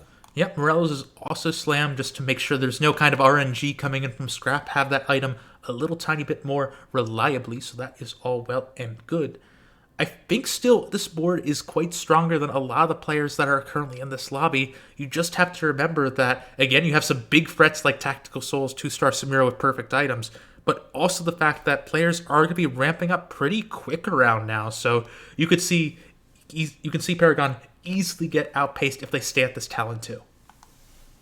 So here's that Samira player we were talking about before. Tactical God will hand a second loss through to Paragon. And this is the danger we always talk about taking committing in for a trade early on. We have to be Imperial, and we have to be Imperial Talon, because we're both Imperial and Assassin for this whole game. But now you know that you're contested by Tactical God, and that you're going to have your effective pool shrunk, because Chasperly has also got Talons as well. Yeah, Spherical also was running Talons. It has a Talon too of their own, so a ton of Talons being taken out of the pool. Samira is found as well for a little bit of respite. I do think this is just a generally scary position to be in for a Paragon. As you said, they've invested so much just augmentally into going for these units, and just to not be able to guarantee them to be so contested is risky. They do have another Samira in the shop. I'd like to see that pickup there. They do have another 4-cost challenger in the form of the Fiora on their bench. Curious to see if this could be a sign of a greater kind of pivot. It is just going to be risky with all that investment. So Lost Streak is broken just ahead of Wolves, which isn't necessarily a great thing to have happen. Up against Chaz there, who I believe is one of the players who is indirectly contesting. The Samira does not get picked up, but Talon 2 has finally arrived. Protroid, we are so far away from Talon 3 as we see the sad looks around the board. All those Talons, you need to come home. Yeah, you feel so confident when you're going for the augments, like, I'm going to go this, I'm going to play Talon reroll. No one plays it. What's going on? Why do all these people have Talon? You have completely disrupted all of my plans, and my day is ruined. There are still plenty of time for Paragon to make a comeback from this position, and lots of good item options coming through as well, I have to say. GA, even nerfed, is still quite a valuable option. Talon also doesn't mind getting bonus attack speed, so heck, if you have to build something like a Zeke's Herald, more power to you. So all in all, things are looking pretty okay, and you could see the Swain Free Consolation Prize coming up as well. I mean, that would be no bad thing at all. I mean, I'm also looking at this as a potential start to try bringing Samira into the mix. You said the Zeke's is very good, Bloodthirst are very good as well. You've still got more defensive items you can throw into the Swain. I think... Wait, what are we seeing here? We're going to be seeing a Zeke slapped in last second. Yeah, we don't have the full effectiveness of it. There was no unit to the right of the Shaco, so as a result, only Shaco and Talon have the attack speed, but Talon might be all you really need to have it on. That is a lot of additional bonus damage, I say, as he gets completely bopped. That is very unfortunate, and I think this is the consequence of having other people honing in on your ideas. It's not that you can't go for this kind of strategy of rerolling, it's that you're slowed down, and in that time that you're slowed down, other people's comps are getting stronger, and they can easily overtake you. Yeah, curious to see if these last couple of rolls could yield some interesting stuff. It is very, very close to that Swain Free, so it seems like we will be sticking to Imperials for a little bit longer. Again, though, when you're only at 4 Talons right here, stage 4-2, sticking this close to Talon might be a bit of a detriment. Yeah, it's a rock and a hard place situation here. If you go away from Talon, you basically admit to defeat and say, okay, I'm never getting Talon 3 and a lot of my time has been wasted in this game. But if you don't do that, you may well end up just remaining exactly this strong for the rest of the game. Yeah, the other thing that just hasn't been very lucky is all the attack speed that's been coming through here. Just let me rephrase, the lack thereof of bows coming in here for this Talon. You previously spoke about how it is very important for Talon to have that defensive prowess when they are using a rapid fire cannon just to keep themselves out of harm's way. And that just hasn't happened here.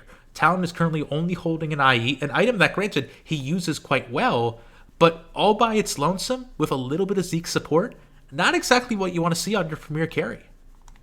No, and I mean, that's another reason why you're not in a good place as Paragon here. I mean, to be fair, there are worse places you could be in. You could say be on 13 health right now, which is certainly going to be the case here for Zan. We've got the Arcanists coming in, who are stacking themselves up in a corner, which of course is the traditional counter to Assassins.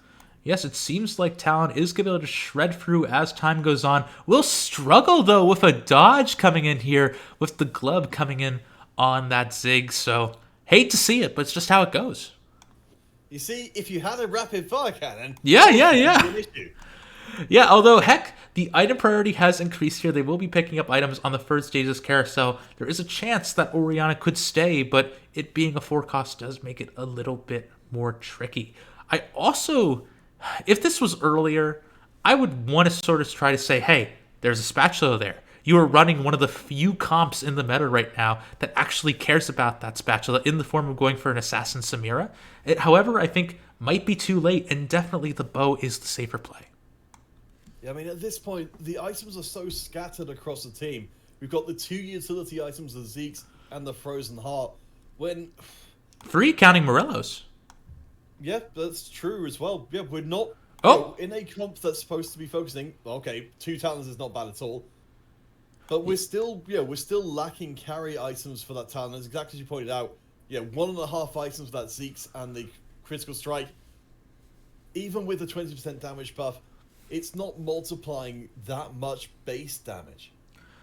Yeah, and on top of that too, like, you can't really build Runins on Talon. Remember, Runins no longer applies any form of on-hit effect, so that bleed is only still staying in the same place. I like just slamming the bow, just to make sure that Talon can attack even faster, get further advantages off of his autos and the bleed that comes from them, so that definitely makes sense to me. However, again, this is just half of an itemized Talon. There's the other one on Tactical Gods board with that rapid fire.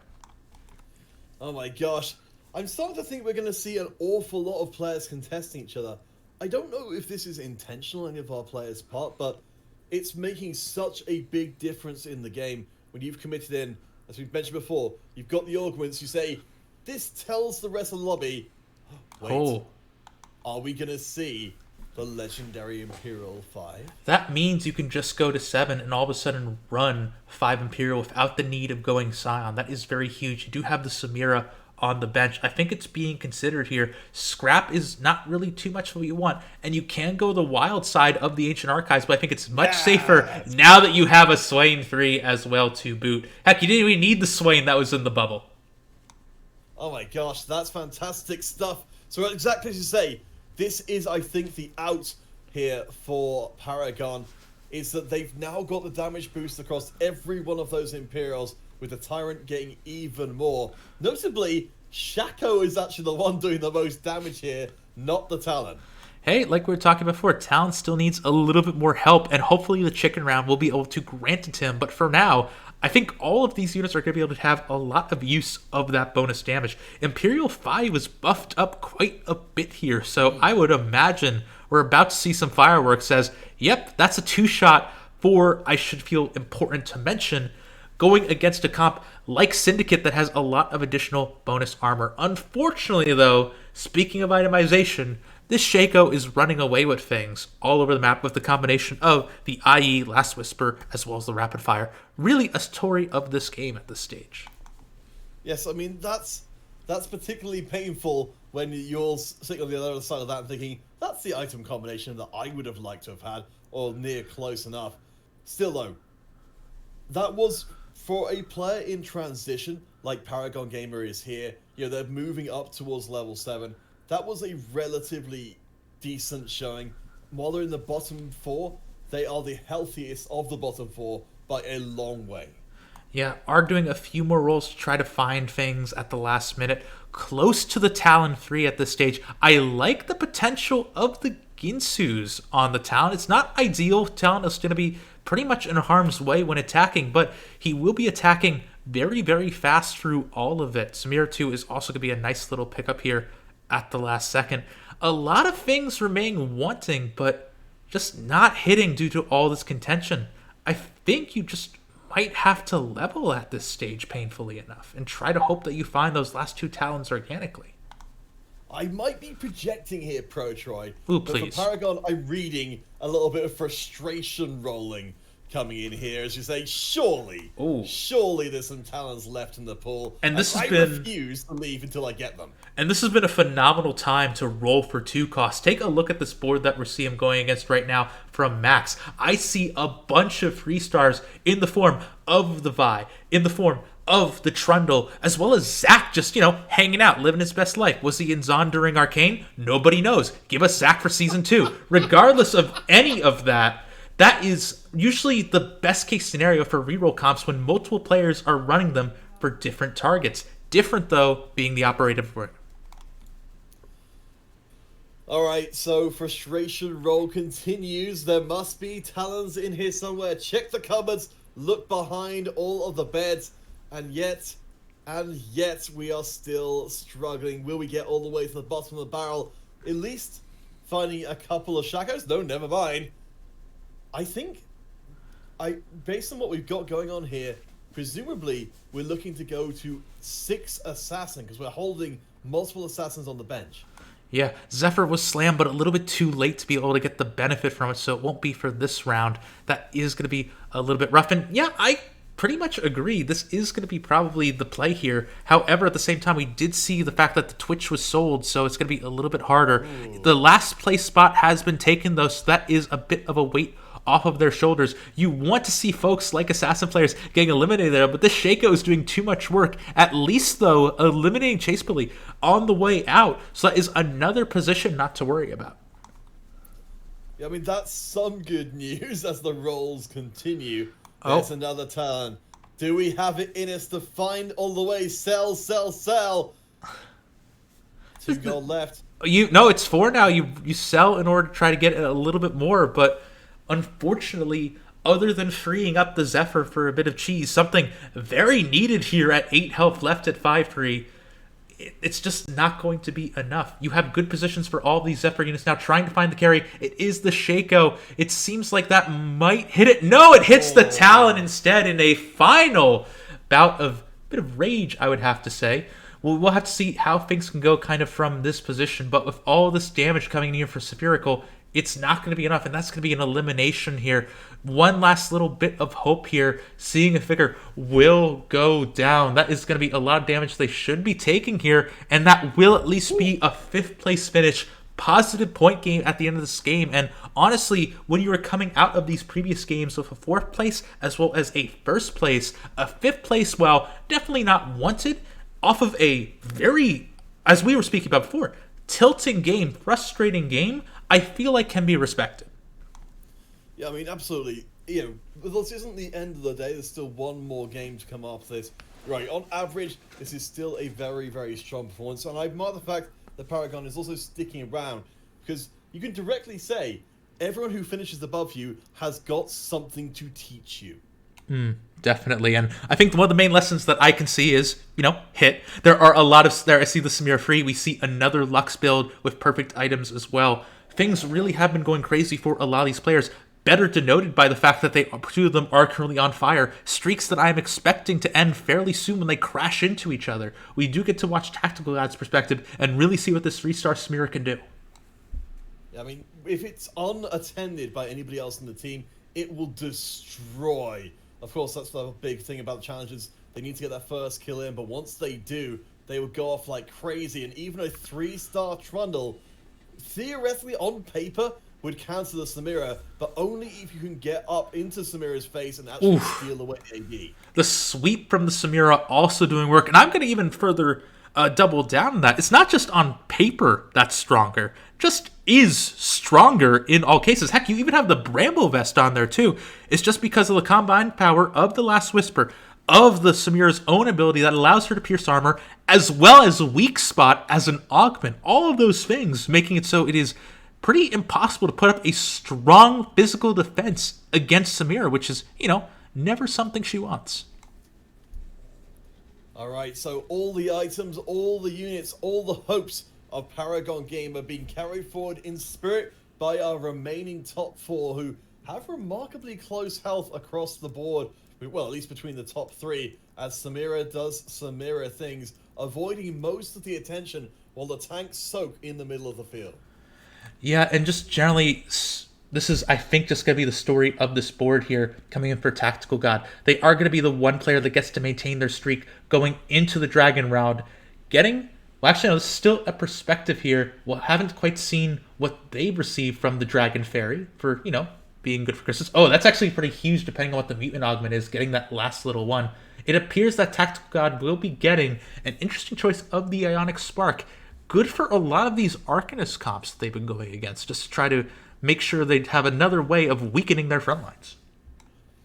And it's fascinating as well to see this be that Tactical God is the one now on top of the lobby, when they were the one climbing out from the very bottom, stealing everything from underneath Paragon, and now effectively representing Paragon's strategy in the top 4. Yeah, but I wouldn't say exactly, because remember, this is more of a Challenger Samira-based focus as opposed to the 2-star Talon reroll. I will say, though, I have been very surprised by this game because it feels like the tempo and meta of this tournament is all over the place in the games that we've seen. Because we've seen a lot of the more traditional 12.1 late game builds, and then all of a sudden we get this lobby, which is reroll all the time. So I'm a little bit dizzy, admittedly, kind of going through all this. And that's going to be a big thing for our players playing across so many games, so many lobbies against so many different people, is to be able to adjust as the Arcanists get ripped apart by Samira. Something the Arcanists do not have in spades is strong frontline. And once what is there crumbles, the rest of the team is gone as well. Yeah, Blaze does go down. It's just going to be Spherical, Max, and Tactical God remaining. Again, with a lot of pretty exciting boards. Another thing powering up these two-star reroll, two-cost reroll bruisers, by the way, is going to be the fact they have Featherweights 1 as well to further buff up this Trundle. So again, a lot of these builds are really terrifying to look at, and there are plenty of things to learn when watching all of them. Again, though, a healthy dose of this is, hitting, because you also have Bruiser 8 as well. Yeah, I mean, it's a big commit in here. But I like what we're seeing. You said you've got the Trundle, you've got the Vi up to 3 as well, with even a Rabadon's there to try and make her more of a significant damage threat. One thing that is missing for Trundle, though, is there's no Quicksilver. So they are relying entirely on not getting CC'd continuously throughout the round. You mean like what Cyan is doing right now as you're speaking, just so that way you can set up the joke of saying, that seems pretty difficult to get through. Trundle does eventually get to Samira, but Samira just, continues doing what she does best, killing and looking good while doing it. And it's unfortunate because that's a decision being made to try and load up that Trundle with a Bramble Vest rather than the Quicksilver to deal specifically with these AD threats. Unfortunately, Samira, as an AD threat, is the anti-AD defenses, having both the Last Whisper and her own inherent ability to shred armor. Yeah, and again, I mentioned this earlier, but I really need to drive it home too. Weak spot as well, because that trifecta here is effectively turning that armor to nothing, let alone the fact they're reducing any kind of healing that could be coming through as well. I also feel it's important to note here, looking at this Bruiser comp that we've been seeing a little bit now, is that this comp would not be effective in this previous patch because of all of the nerfs that we saw to Morel and Namicon, as well as Sunfire Cape. So the fact that we get to see some experimentation of this into reach traits like Bruiser 8 does make me pretty excited. Yeah, it's a wonderful time to be, part of TFT. Every time we have these new traits, new metas emerging, new possibilities. Exactly as you say, not just what is changed, what is added, but what steps into those power vacuums that are left behind by those previously dominant compositions. Yeah, curious to see exactly what the final pickups are going to be for these players remaining. Max picking up the Giant Slayer, Assassin Emblem coming in for Spherical, and Tactical God just might let RNG take the wheel. They look like they tried to go for the ZZ Rod at the last second. Instead, they get a Challenger Emblem, which, hey, that's pretty good. All right, I'm here for it. Yeah. Vertical is on 2 health right now, so they are taking things as seriously as possible. They've got one Socialite for the Shaco. They've got themselves, of course, also an Akali in the mix, though only a 1-star, so still vulnerable to getting blown up.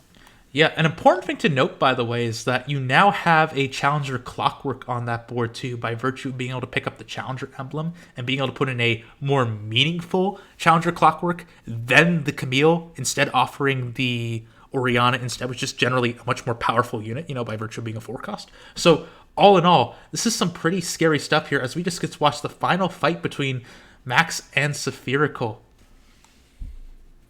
Yeah, those brawlers are here for a long, long time, and there's nothing really left on the board that can deal with that Trundle.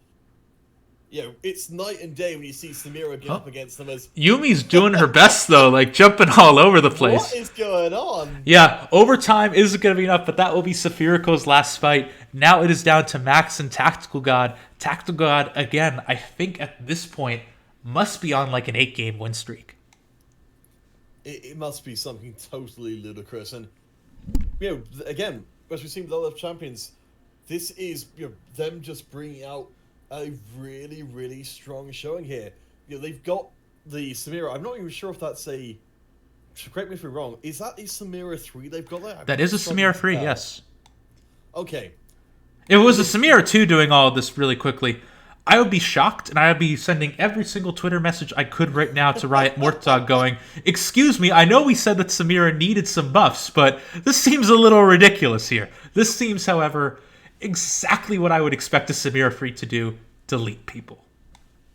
Yeah, I mean, this is the problem that generally the brawlers are going to have, or the bruisers, is that they don't have a ton of defensive stats to back up their HP pools, and when you start taking away what little defensive stats they have, much like with the Arcanis, then they're effectively losing a lot of their HP just because the HP that they have becomes vastly less effective. And that's why, as we talked about earlier, this is another build that kind of falls off just a little bit because that raw HP, while excellent in the early game, and these values at 8 Bruiser are phenomenal for all of these Bruisers on the field right now. The only problem is that there's no tank stats backing them up. I wouldn't at all mind seeing Max switching things up because honestly, you don't need to run 8 Bruiser. It's nice, but the degree of help it gives you in the late game isn't as major as something like. Well, there's 2 Jinxes on their bench. Now a third Jinx has joined the party as well. That is Sister coming in here. I think, yeah, it looks like they will be selling the Echo here in favor of giving over the, I believe that's a rapid fire, yes, onto the Jinx as well, just to get a little bit more power on there. Even gives her the Bruiser as well, because some old habits die hard, I suppose. That does seem to be pretty interesting. I like the adaptation here, just to get a little more strength. Let's see, though, if Jinx is able to get onto Samira early on. Remember, Jinx struggles because she continues targeting her previous target after she comes down from the sky. So if she's stuck on someone like Sion, that's just going to be going back where she goes. She does get some nice AoE rockets in the meantime, but she's immediately focused down. This is why people say, I don't know how I feel about Jinx, but that is going to be the end of this game. Very, very impressive stuff. So, while it was not the best of times for Paragon Gamer, apparently Imperial was the right choice. It was just a slightly different flavor that led to success. We'll take a quick break before we're back with Game 4. Thanks so much.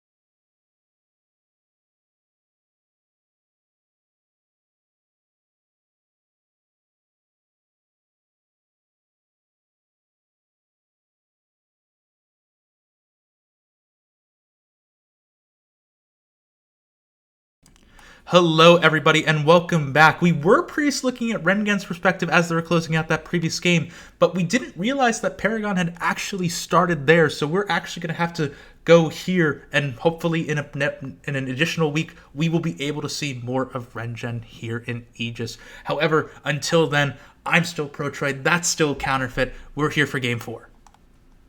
Yeah, it's a wild time to be alive.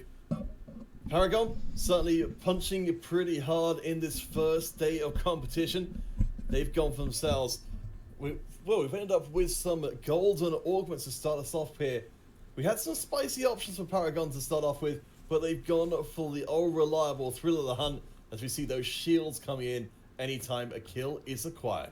Heck, it's pretty reliable to do just generally. It allows you to run a vast variety of compositions, and heck, you even now get to level up here to put in the Cassidy 2 just to get that little bit more additional power. I think at this stage, you might have preferred to find a Yordle of some description just to get the econ going. However, you are still going to slam items to make up for that deficit. Yes, it's not absolutely perfect, but hopefully for Paragon it will only be a delay of 1 or 2 turns, which will of course represent 1 or 2 straight gold they're not getting in. At least they have got a decent frontline with that upgraded Cassidy, and Sniper is already online. Yeah, one important thing to note that we did see the last Whisper Slam over the Static Shiv Slam. We did see the Static Shiv nerf, so maybe more players are hesitant about just slamming it straight away. But I still think there is not many worse early game items that you could go. Yeah, absolutely. If you're just looking for raw power and power right now, that the set damage from the Static Shiv is extremely appealing. The Paragon, presumably they have got their eye towards the later game, where the last Whisper may be the thing that determines if they can deal with a Hyper Tank or not. And heck, that makes a ton of sense just generally as well. We also see some interesting moves potentially throwing in Enforcer. I honestly think that would be wise to just get rid of Poppy at the stage. You don't have to sell her on the off chance that you get an additional Yordle, but just to try to continue that win streak a little bit more could be beneficial. Yeah, absolutely. I mean, Enforcer coming early. We can see, we're actually seeing some scouting here based on the health values, which is fascinating to see from Paragon. They're checking to see if there are any real prime targets across the field who will be able to be enforced out of the rounds. Important thing to note here, Risner is going binary airdrop, which is always a fairly terrifying augment, if I may say though, because it gives you so much additional item power and it's easily compounded with other threats such as scrap. So all in all, I do want to keep a very close eye on them, especially because it looks like they're already running the beginnings of a scrap composition. For now though, for Paragon, that's just going to be the memory of a loss. Alright, so it looks like we will likely have... I wanted to say we're likely going to have, but no, actually we're not going to have 3 Yordles coming in. But we have got a solid bodyguard front line, which presumably is more on the cards. Going to keep up to 10 gold. I think Paragon's going to be a little disappointed with that previous round. If there hadn't been a binary airdrop, the last Whisper would have dealt so well with the bodyguards. Yeah, and there's just a ton of shielding coming in as well because you saw effectively... I forget the exact value of the shields, but there was 4 items coming in here on the Ziggs, so that meant you had so much extra shielding power just generally. So hard to really contest with. More bodyguards here, so this last Whisper proving to be even more of a worthwhile investment than previously thought. Yeah, I mean, absolutely. I was thinking this was going to be for the late game, but actually it's provided a ton of value in the early going. So this will mean we're popping backwards and forwards between wins and losses. As Plasmac is knocked over, we're left just with Xantha remaining as our undefeated player. I mean, you were the one speaking earlier about how so many players are running bodyguards in the early game right now. So slamming the last Whisper is still a viable option in so many compositions late. You get to see it on the Yone, you get to see it on Urgot, and on top of that, Jhin, who all are phenomenal users of it. So there is no risk of slamming it, as you have so many different options you can go from.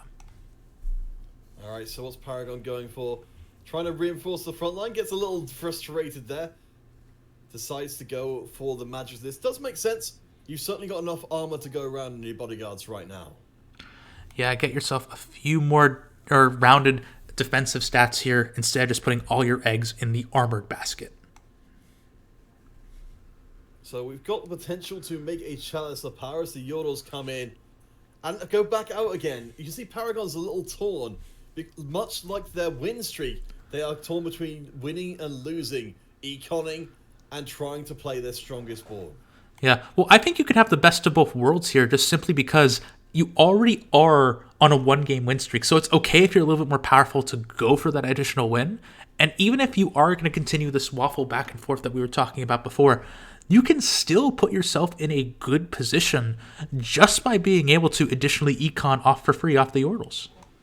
Well, I mean, Paragon got to have their cake and eat it there by leveling up. They sacrificed their immediate economy to have a longer-term, better strategy. Both Caitlyn's going to hit each other, and the awful waffle will continue. Paragon goes from win to loss to win.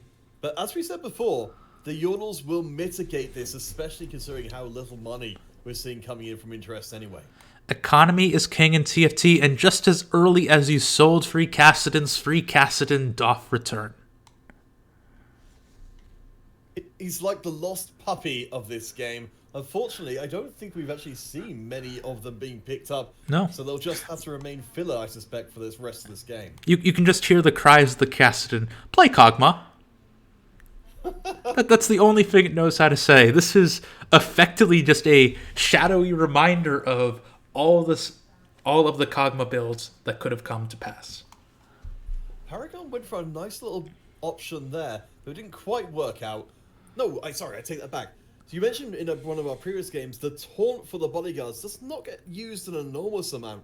But in this case, Paragon's reading that there are a lot of assassins floating around in the lobby, or at least enough assassins to make it worthwhile to bring the bodyguards back and activate those taunts to bring the assassins off of your carries. Yeah, Frill the Hunt is also doing incredible work here as well, giving that little bit of extra health to each of these units, turning some of these losses into wins.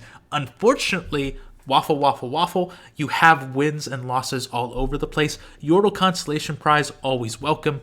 Unfortunately, though, not maybe the best economic scenario you'd want to be in. Although compared to games of games past, that was a weird sentence, but I'm going to stick to it because it's what I've said. This is going to be a nice position here with the 27 gold. A small note as well, if we are going to be seeing, the return here of Paragon to prominence, is they did take Zana down and stop them from bringing their untouched win streak into Crux. Yeah, that is going to be, at the very least, a nice consolation prize, because not only is it important to increase your own economy in TFT, it's also important to shut down everyone else's. It's just like Monopoly. Your goal is not to have the most money in the game. The goal is to have one more gold than your opponents. So if you're doing that by shutting everyone else down and preventing them from streaking, that's just as fine. Alright, so Paragon, being a little bit more comfortable, going to continue to keep things up for the time being. I have to imagine they'd be very happy to upgrade the Tristana, or as to say, or the Lulu, but I suppose just getting the raw economy in is always going to be king here. 40 gold at 3-1 is nothing to sneeze at. That gives you so much potential power I would assume, I'm still a little dizzy from last game admittedly, but I would assume that we're going to be going here in favor of these late game builds that we've been seeing predominantly on 12.1. So that would make a lot of sense. Now, really quickly, Just a Noodle has been going for another interesting build in the form of going Metabolic Accelerator that allows them to lose streak quite a bit, but with items like the Static Shiv, they might be trying a few other things to keep themselves in this game. I love that little choice there from Paragon, though, in this round, just to try and keep the win in, of dropping the Ionic in after having the Darius swiped by the Blitzcrank. Such a nice little choice there, but it wasn't quite enough to get them the win. Yeah, it does hurt a little bit, but at the same time, if we already have the last Whisper Slam, you really don't have as many strong uses for the rod in a lot of these comps that Last Whisper can go in. I think the main outlier I can think of is, say, for example, additional healing items on Enchanters in a more Jhin-focused comp, or it can just be items on Fiora in Challengers. So there are other places to be. That said, being able to slam something like the Last Whisper further shows a commitment to trying to streak early. Unfortunately, though, didn't really work out this time with the Spark. So Tolic's guy they've got themselves a very ergot-looking item selection there, along with a bunch of Chemtech, so I'm expected to be seeing them do well later on. Right now, they're at the bottom of the table, but unlike some of our previous lobbies, this isn't a big drop behind, and they're actually able to take out Paragon despite being a level behind them. Yeah, but look at all the units they have on the board. That's a lot of 2-stars. So, yes, a level behind. However, this is a much stronger board before even mentioning the fact that they are running Nice Edge. Yeah, and that's going to be absolutely fantastic once you factor in all of that attack speed as well they're going to be getting. Let's see what we've got here. So, Archives, Metabolic Accelerator, noted before, when you're down towards the bottom of the table like Paragon is here, that's going to pay off huge in just letting you survive into the top 4. And I mean, you're already looking at this from the perspective of I am lose streaking. So you might as well just give yourself a little bit more defensive ability by getting that little bit of extra health. Really quick thing to note, it's already expected that this augment is going to be nerfed in the next patch, where presently it also gives you 2 health after the creep rounds. That might be going away in 12.2. So maybe looking to squeeze out a little bit more health could be beneficial here. Yeah, I mean, it makes sense. I think it's such a solid option right now, which, to an extent, as long as your rounds are going somewhat evenly, it's negating a big part of your health loss from the rounds and putting the rest of the lobby in such an awkward position where they have to effectively deal, like 120 damage to get rid of you. Yeah, that is a very strong way of thinking about it. It's basically the return of larger legends, or whatever the heck that galaxy was all the way back in set 3. Still absolutely terrifying no matter which way it is sliced. Regardless of anything, though, I think Paragon, this at least softens the blow a little bit of not being able to hit the Tristana 2 to try to stabilize their board a little bit more. All of this is nice damage mitigation here. I'm kind of curious. So I think Paragon is, I presume, just trying to really carefully navigate their comp through by dropping extra items in. I assumed that what they were looking for ultimately was to try and maintain their loss streak, but instead, as we see them dancing around their field, apparently that wasn't what they were looking for at all. Yeah, a little bit interesting here, but I guess now that you have the additional healing, it's good to sort of try to make up for the deficit that you've already got yourself into at 76 health. Even that, the attack, I was going to say really quickly, the movement speed also proving to be a little bit beneficial, as you can see, as Paragon does a couple of laps going around the carousel just to further assert dominance with that really early pickup of the Jin. Heck, they even built up a friend with Instanoodle coming in here for a bit of a race. Oh my gosh, I mean, that's the whole thing. I absolutely love the addition of having the little legends visiting each other. Definitely one of the best additions, while still seeming like one of the most pointless additions at the same time. But yeah, actually be able to socialize. Oh, look, race isn't over just yet. It's beautiful. They found each other in the native habitat. A lot of high-level players, they regularly... I've heard a lot of complaints regarding the scouting situation like this where, hey, they're going to see me scout them. What do you mean that's going to be the case? I have to now flip through everyone really quickly in order to make sure they can't see the scout. And yes, that's an interesting level of skill expression for TFT. However, at the same time, then you get great situations like that where you just get to have a friendly race. Speaking of less friendly terms, though, take a look at where Risner is right now. Fully running Scrap, being able to capitalize on binary airdrop to give them enormous shields. Well, this is why I'm so confused by Paragon, trying to force out the win before. Because while they found the Jin, they are still in the, their economic shell right now. They are not ready to emerge as the beautiful sniper rifle wielding butterfly that they'll eventually become, because they just don't have the levels or rather the gold to get up the levels and put Jin in at full capacity. Urgot showing up at level 6 is also pretty interesting as well. Lots of forecasts just generally being held with the Scion too. So this is all very, very interesting. Board staying very low, but I guess as you were kind of saying, on this weird kind of nice edge where it could, weirdly enough, win some of these random fights. Yeah, I think to further your point about the forecasts being held, with the augments and the items, we're only really tied to going to some form of AD. Well, we've got the Sun and the Jin, which work very, very well together. You're absolutely right, the Urgot could be an option here, though we don't exactly have the Chemtex to work with. Yeah, I mean, I'm actually curious to see how Urgot performs in other situations as well. I have to say, a lot of the Urgot comps I see floating around right now don't lean as heavily into Chemtech, instead just running it as a free piece alongside the brawlers of the Chemtech synergy.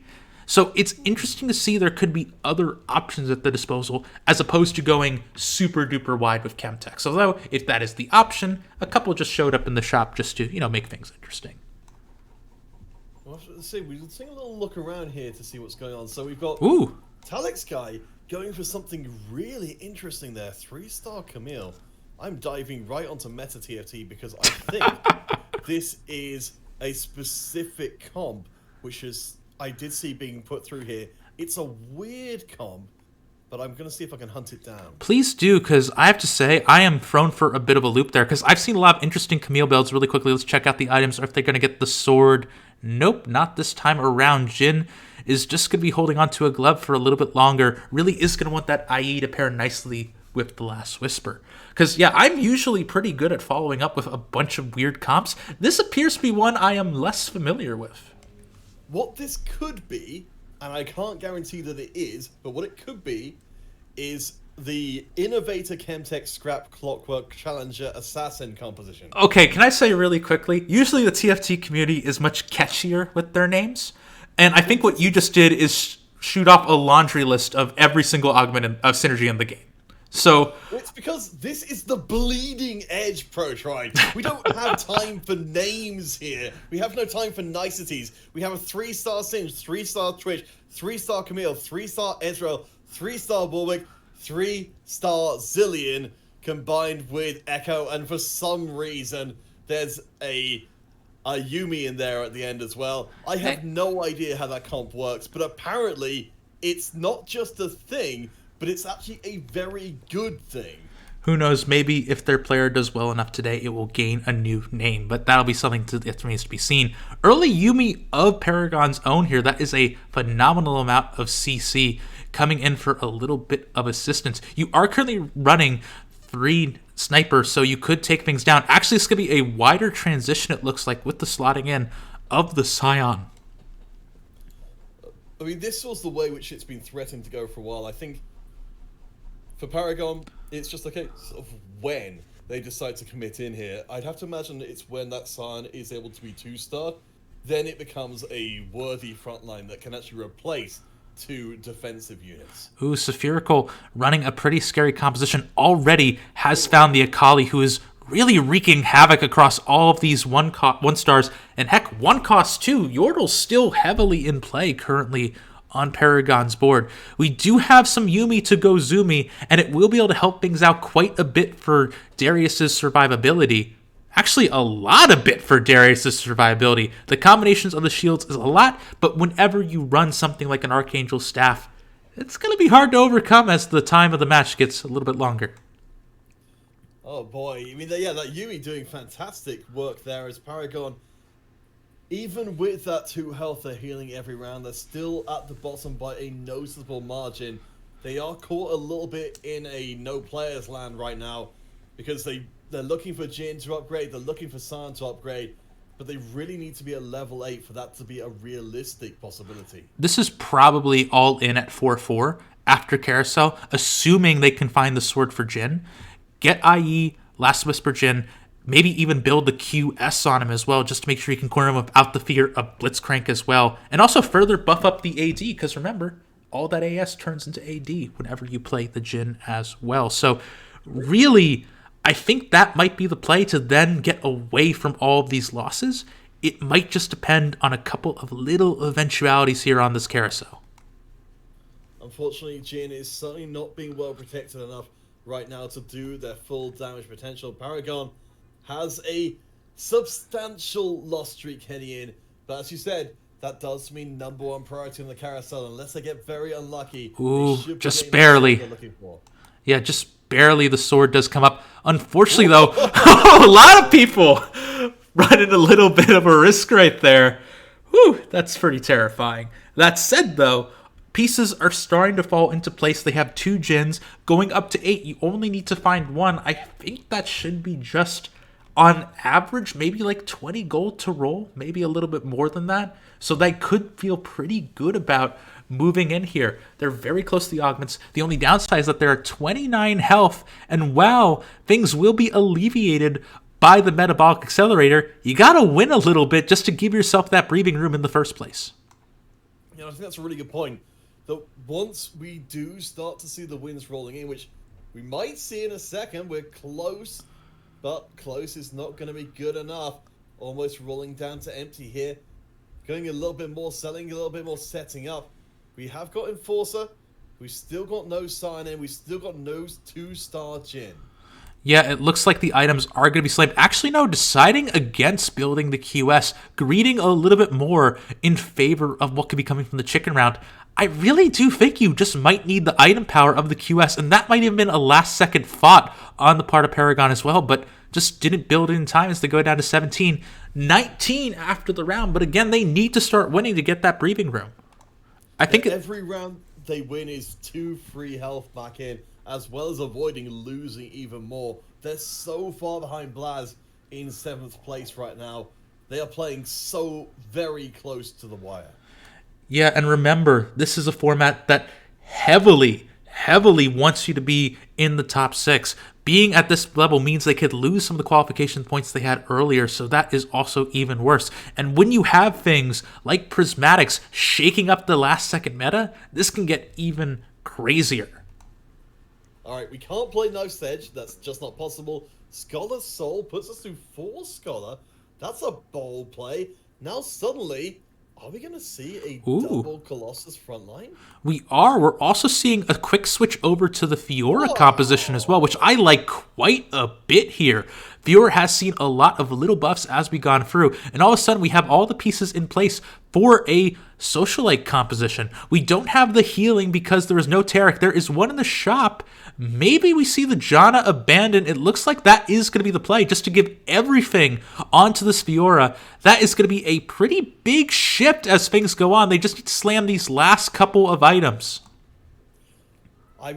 Is Warmox going? No, it is going on to Sion. That's surprising because Galio's knockup is based on the amount of health he's got left. So it's going to be instead Sion holding the front line by sheer force of will. If that Fiora dies, this round is over. The big knockup is coming. Galio didn't take much damage, so Fiora can keep on doing her good work. And this has been a huge transition. It's not going to work, though, at least not this round. It has been working better, though. Obviously, this isn't great. You do get a quick little pre with the chickens, find another item to go with the tier. Who knows, maybe you'll be lucky to try to sneak in something a little bit more impressive, like with a Chalice, just to get a little bit more onto the Fiora, just to further put your eggs in that Fiora basket, as it seems that Paragon has gone. Rightfully so as well. Oh, classic bug. Yes. Small indie company. That certainly has been one of the ones that's been sneaking a little bit. It's worth noting that Paragon making this big change here as we do get the final items coming in. They are now on 3 Scholar, which is not a fantastic place to be. Yeah, at the same time, though, you can't really take out the Yuumi. You want that additional CC, so I think it's just one of those things you have to suck up. I do think it's pretty interesting to see these items that have been dropped here at this level, though, because you could see a few different interesting options. I also like the idea of taking out the Scion at this stage, just because, again, it's still a Scion 1, and you were investing a lot into 2 unit slots, but you could be getting so much wide power on your board right now. One of the things that was missing before, but now no longer is we didn't actually have Challenger, despite having Fiora as our primary carry. So that has been rectified. We've got the Enchanter coming in for extra defensive stats as well. All your defensive power is loaded into Galio and that knockup. It had better be good. All the attack speed going onto the Orion too. That means the ball is going to be great, as it seems like the stream has decided that's going to be a little bit freaky here, but heck, that's fine. We'll be able to keep going as we go. I think that was a phenomenal decision there. Just generally, Oriana is capable of disrupting so much, and you get all the same CC that you were seeing from the Scion, just from a 2-star Ori in the backline, also providing clockwork as well. So all in all, things are going pretty good here. That is going to be the first little bit of a win in a while here, coming in here for Paragon. And now they are contesting for 7th. Yeah, Blaz is just above them. As you mentioned, there is the punishment points for coming in 8th here. If I recall correctly, you're saying that it's not just a case of getting, 1 or 0 points for coming 8th, but you actually lose points. Yes, I believe it is -2, so everything must be done in order to avoid this position. With a 2 health gap between them and Blaze, that could be a lot to deal with here. Spherical is going to be the next person. The Assassins working front to back, immediately going on to Fiora, who will be able to escape them. One important thing to note is, remember, Shaco can make Fiora's life pretty difficult. Doesn't matter, goes down. Now it is all going to be the Fiora show as she likes to be. Akali will do what she can do. The GA will delay.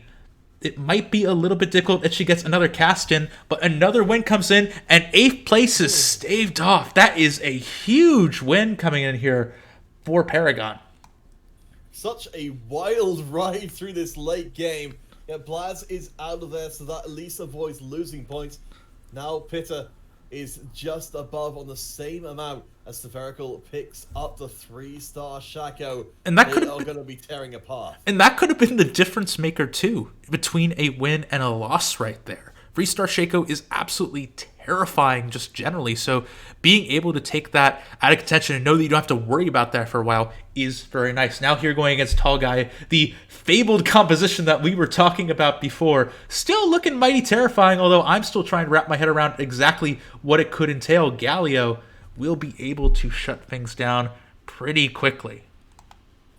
Yeah, I mean, I haven't read a guide on this or anything. I've literally just seen it as a... Wait, what the heck happened there? Oh my goodness, it was the smoke bomb crying a little bit of additional delay. This is when all that extra healing, by the way, from Metabolic Accelerator is going to be coming in clutch. It has meant that you have Paragon still clinging to life at here, now above PETA.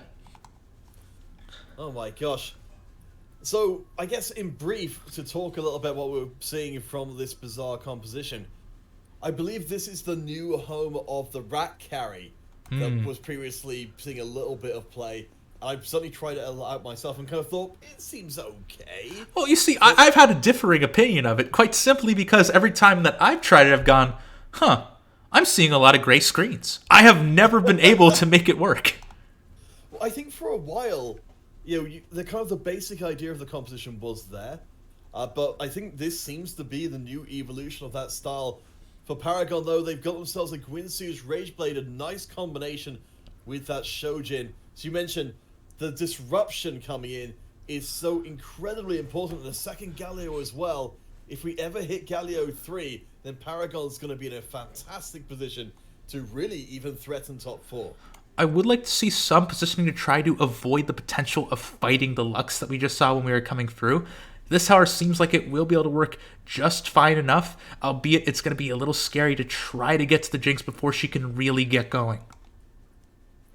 One thing you were talking about before was how Fiora is dropping aggro here in this fight. She's resetting herself. Very, very similar to how we would see the Zed being played in previous sets. That if you've got a big tank like the Galio, Fiora resets the aggro and forces them to fight you on the worst terms possible. Yeah, QS also, unfortunately, though, falls off as we get later and later into the game. Paragon still able to win. Unfortunately for them, the PETA has also won as well. That's going to be their 6th Fiora, still trying to keep the Fiora free dream alive. Ooh. It would require some pretty incredible luck, but heck, we've seen crazier. And it's going to be a long road, even if they do survive long enough to make that a possibility. You can see that little bit of scouting, that little extra few seconds being spent on the Lux here. Ooh. I think just as you said, Protroid, that Lux is weighing heavily on their mind. Yeah, 7 Luxes too, so even after Paragon goes, if they are going to be eliminated at any point, that can be a very hard thing for the rest of the lobby to contest. Shroud of Stillness does manage to snipe in the Fiora. That is a very good counter to the Socialite Hex. However, an Orianna Ball will be good to make sure things are tripped up for the rest of Zanzar's team. Heck, Orianna Balls are coming from all over the place here. I mean, this is what you really like to see in a late game.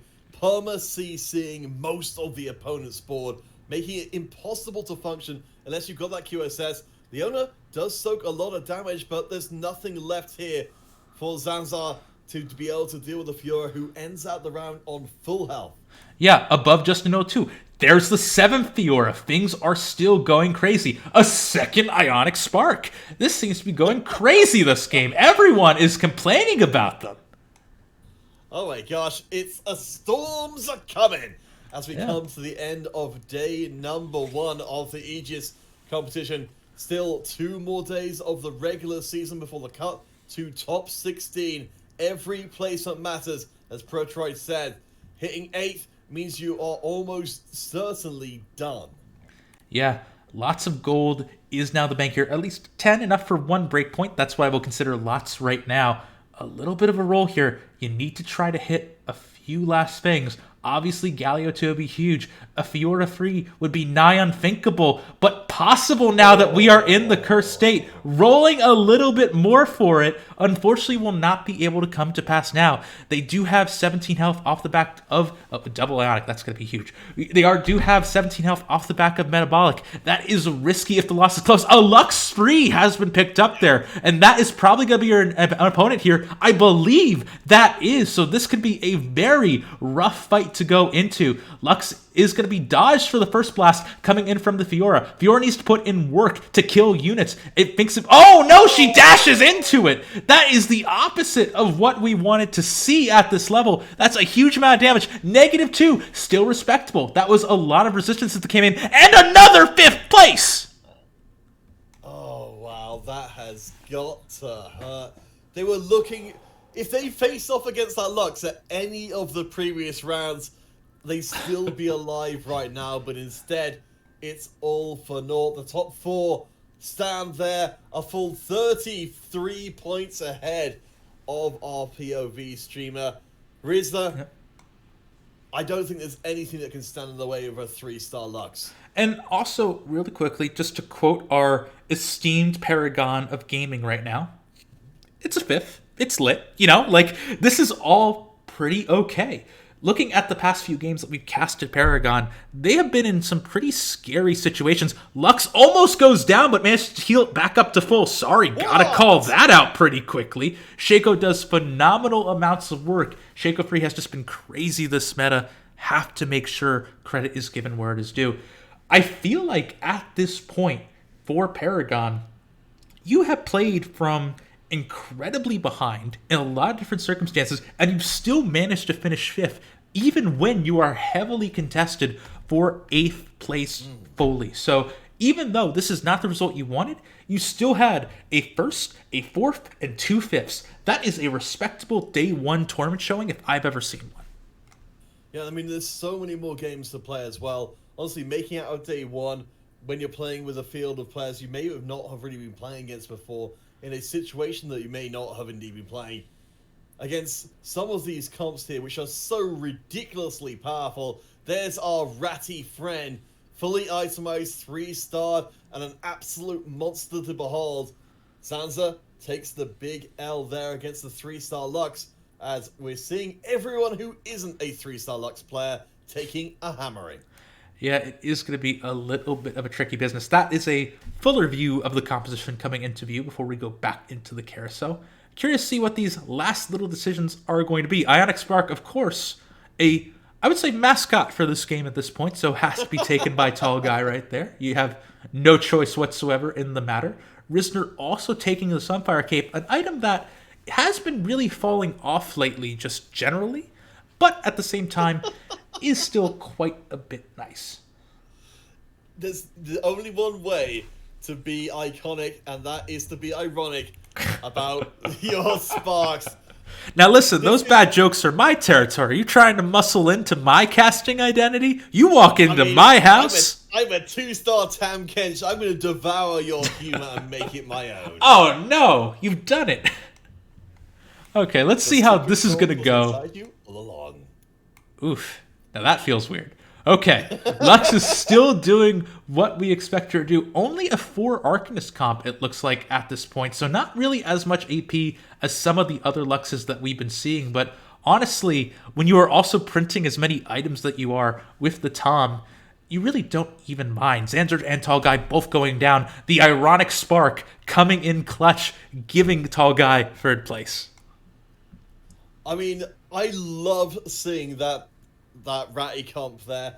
If we weren't in an environment where we had 3-star Luxes making this kind of like a non-starter, I think they could have even gone further than top 3. I am 100% going to be picking that comp up for myself. I recommend everyone does it as well, and we can all be Rat Kings together. Well, you see, if everyone's a Rat King, then no one's a Rat King. To quote one of the most impactful movies of my childhood being The Incredibles. So you gotta watch out for that a little bit. Lux still gonna be doing work here. It looks like it might be more of the same here coming in from Risner, just taking things down. Spatula comes in from the Tom just to add a little bit of insult to injury. Spherical actually goes down to 1 health. And yes! Yes! Ah, that's perfect. This is so angry they can't even spell anymore. This is amazing. We can all spell what Risner is cooking, which is an absolute storm. Iconic game, Ionic Spark, all the live long day. What a great way to end out the first day of competition. I think there might be a little bit more coming from the other side, since I think our games have started a little offset from each other. But this has certainly been a day one to remember. Yeah. First and foremost, you definitely just have to slam that Ionic Spark just out of respect. Because, that's pretty huge. There are even a bunch of cases for it to be quite powerful as well. You already have it on the Akali, which is strong on her for the same reasons it was strong on Katarina back in the day. You have the Cat 2 for old time's sake if you want to do that. Or if you want to spice things up, make it so that your Darius can do a little bit more damage with his 2-star 1-cost spin. The only way this could be more perfect is if Spherical gathered 3 Ionics and re-rolled them all coming into the final round, because they know they ain't winning this one, not by a mile. The Lux is not even doing a tremendous amount there. Another important whenever it goes off, everything dies. Another important thing to note, that spatula they got in the previous round became an Arcanist spat on the Janus, so that adds further insult to injury. That is going to be the GGs here coming in. Risner is your winner this time. Paragon, though, our champion, finishing 5th place, getting a positive win coming from the jaws of defeat. That is important to note and amazing to see. Oh, wow. Yeah. What an incredible, incredible showing. That's what I think the players themselves will remember for quite a while. Yeah, so we actually have to get going. Our stream has to end at some point, and now is it. Before we do, though, Counterfeit, where can people find you? If you'd like to hear more of myself, you can find me at Counterfeit Cast, which is a little tricky to spell, but it's worth the trip. Counterfeit Cast on Twitter, YouTube, Twitch, any place I can find a social media platform, I lock that name down because I'm all about the branding. Same as me. Protroid, Twitter, Twitch, what have you. Thank you again once more to Clown Gaming for allowing us to cast this game tonight. Thank you to Renjin and Paragon being able to share their perspectives with us and do so phenomenally well today. Really can't overstate that. Thank you again, everyone, for tuning in. One last time, Protroid and Counterfeit. Good night, everybody.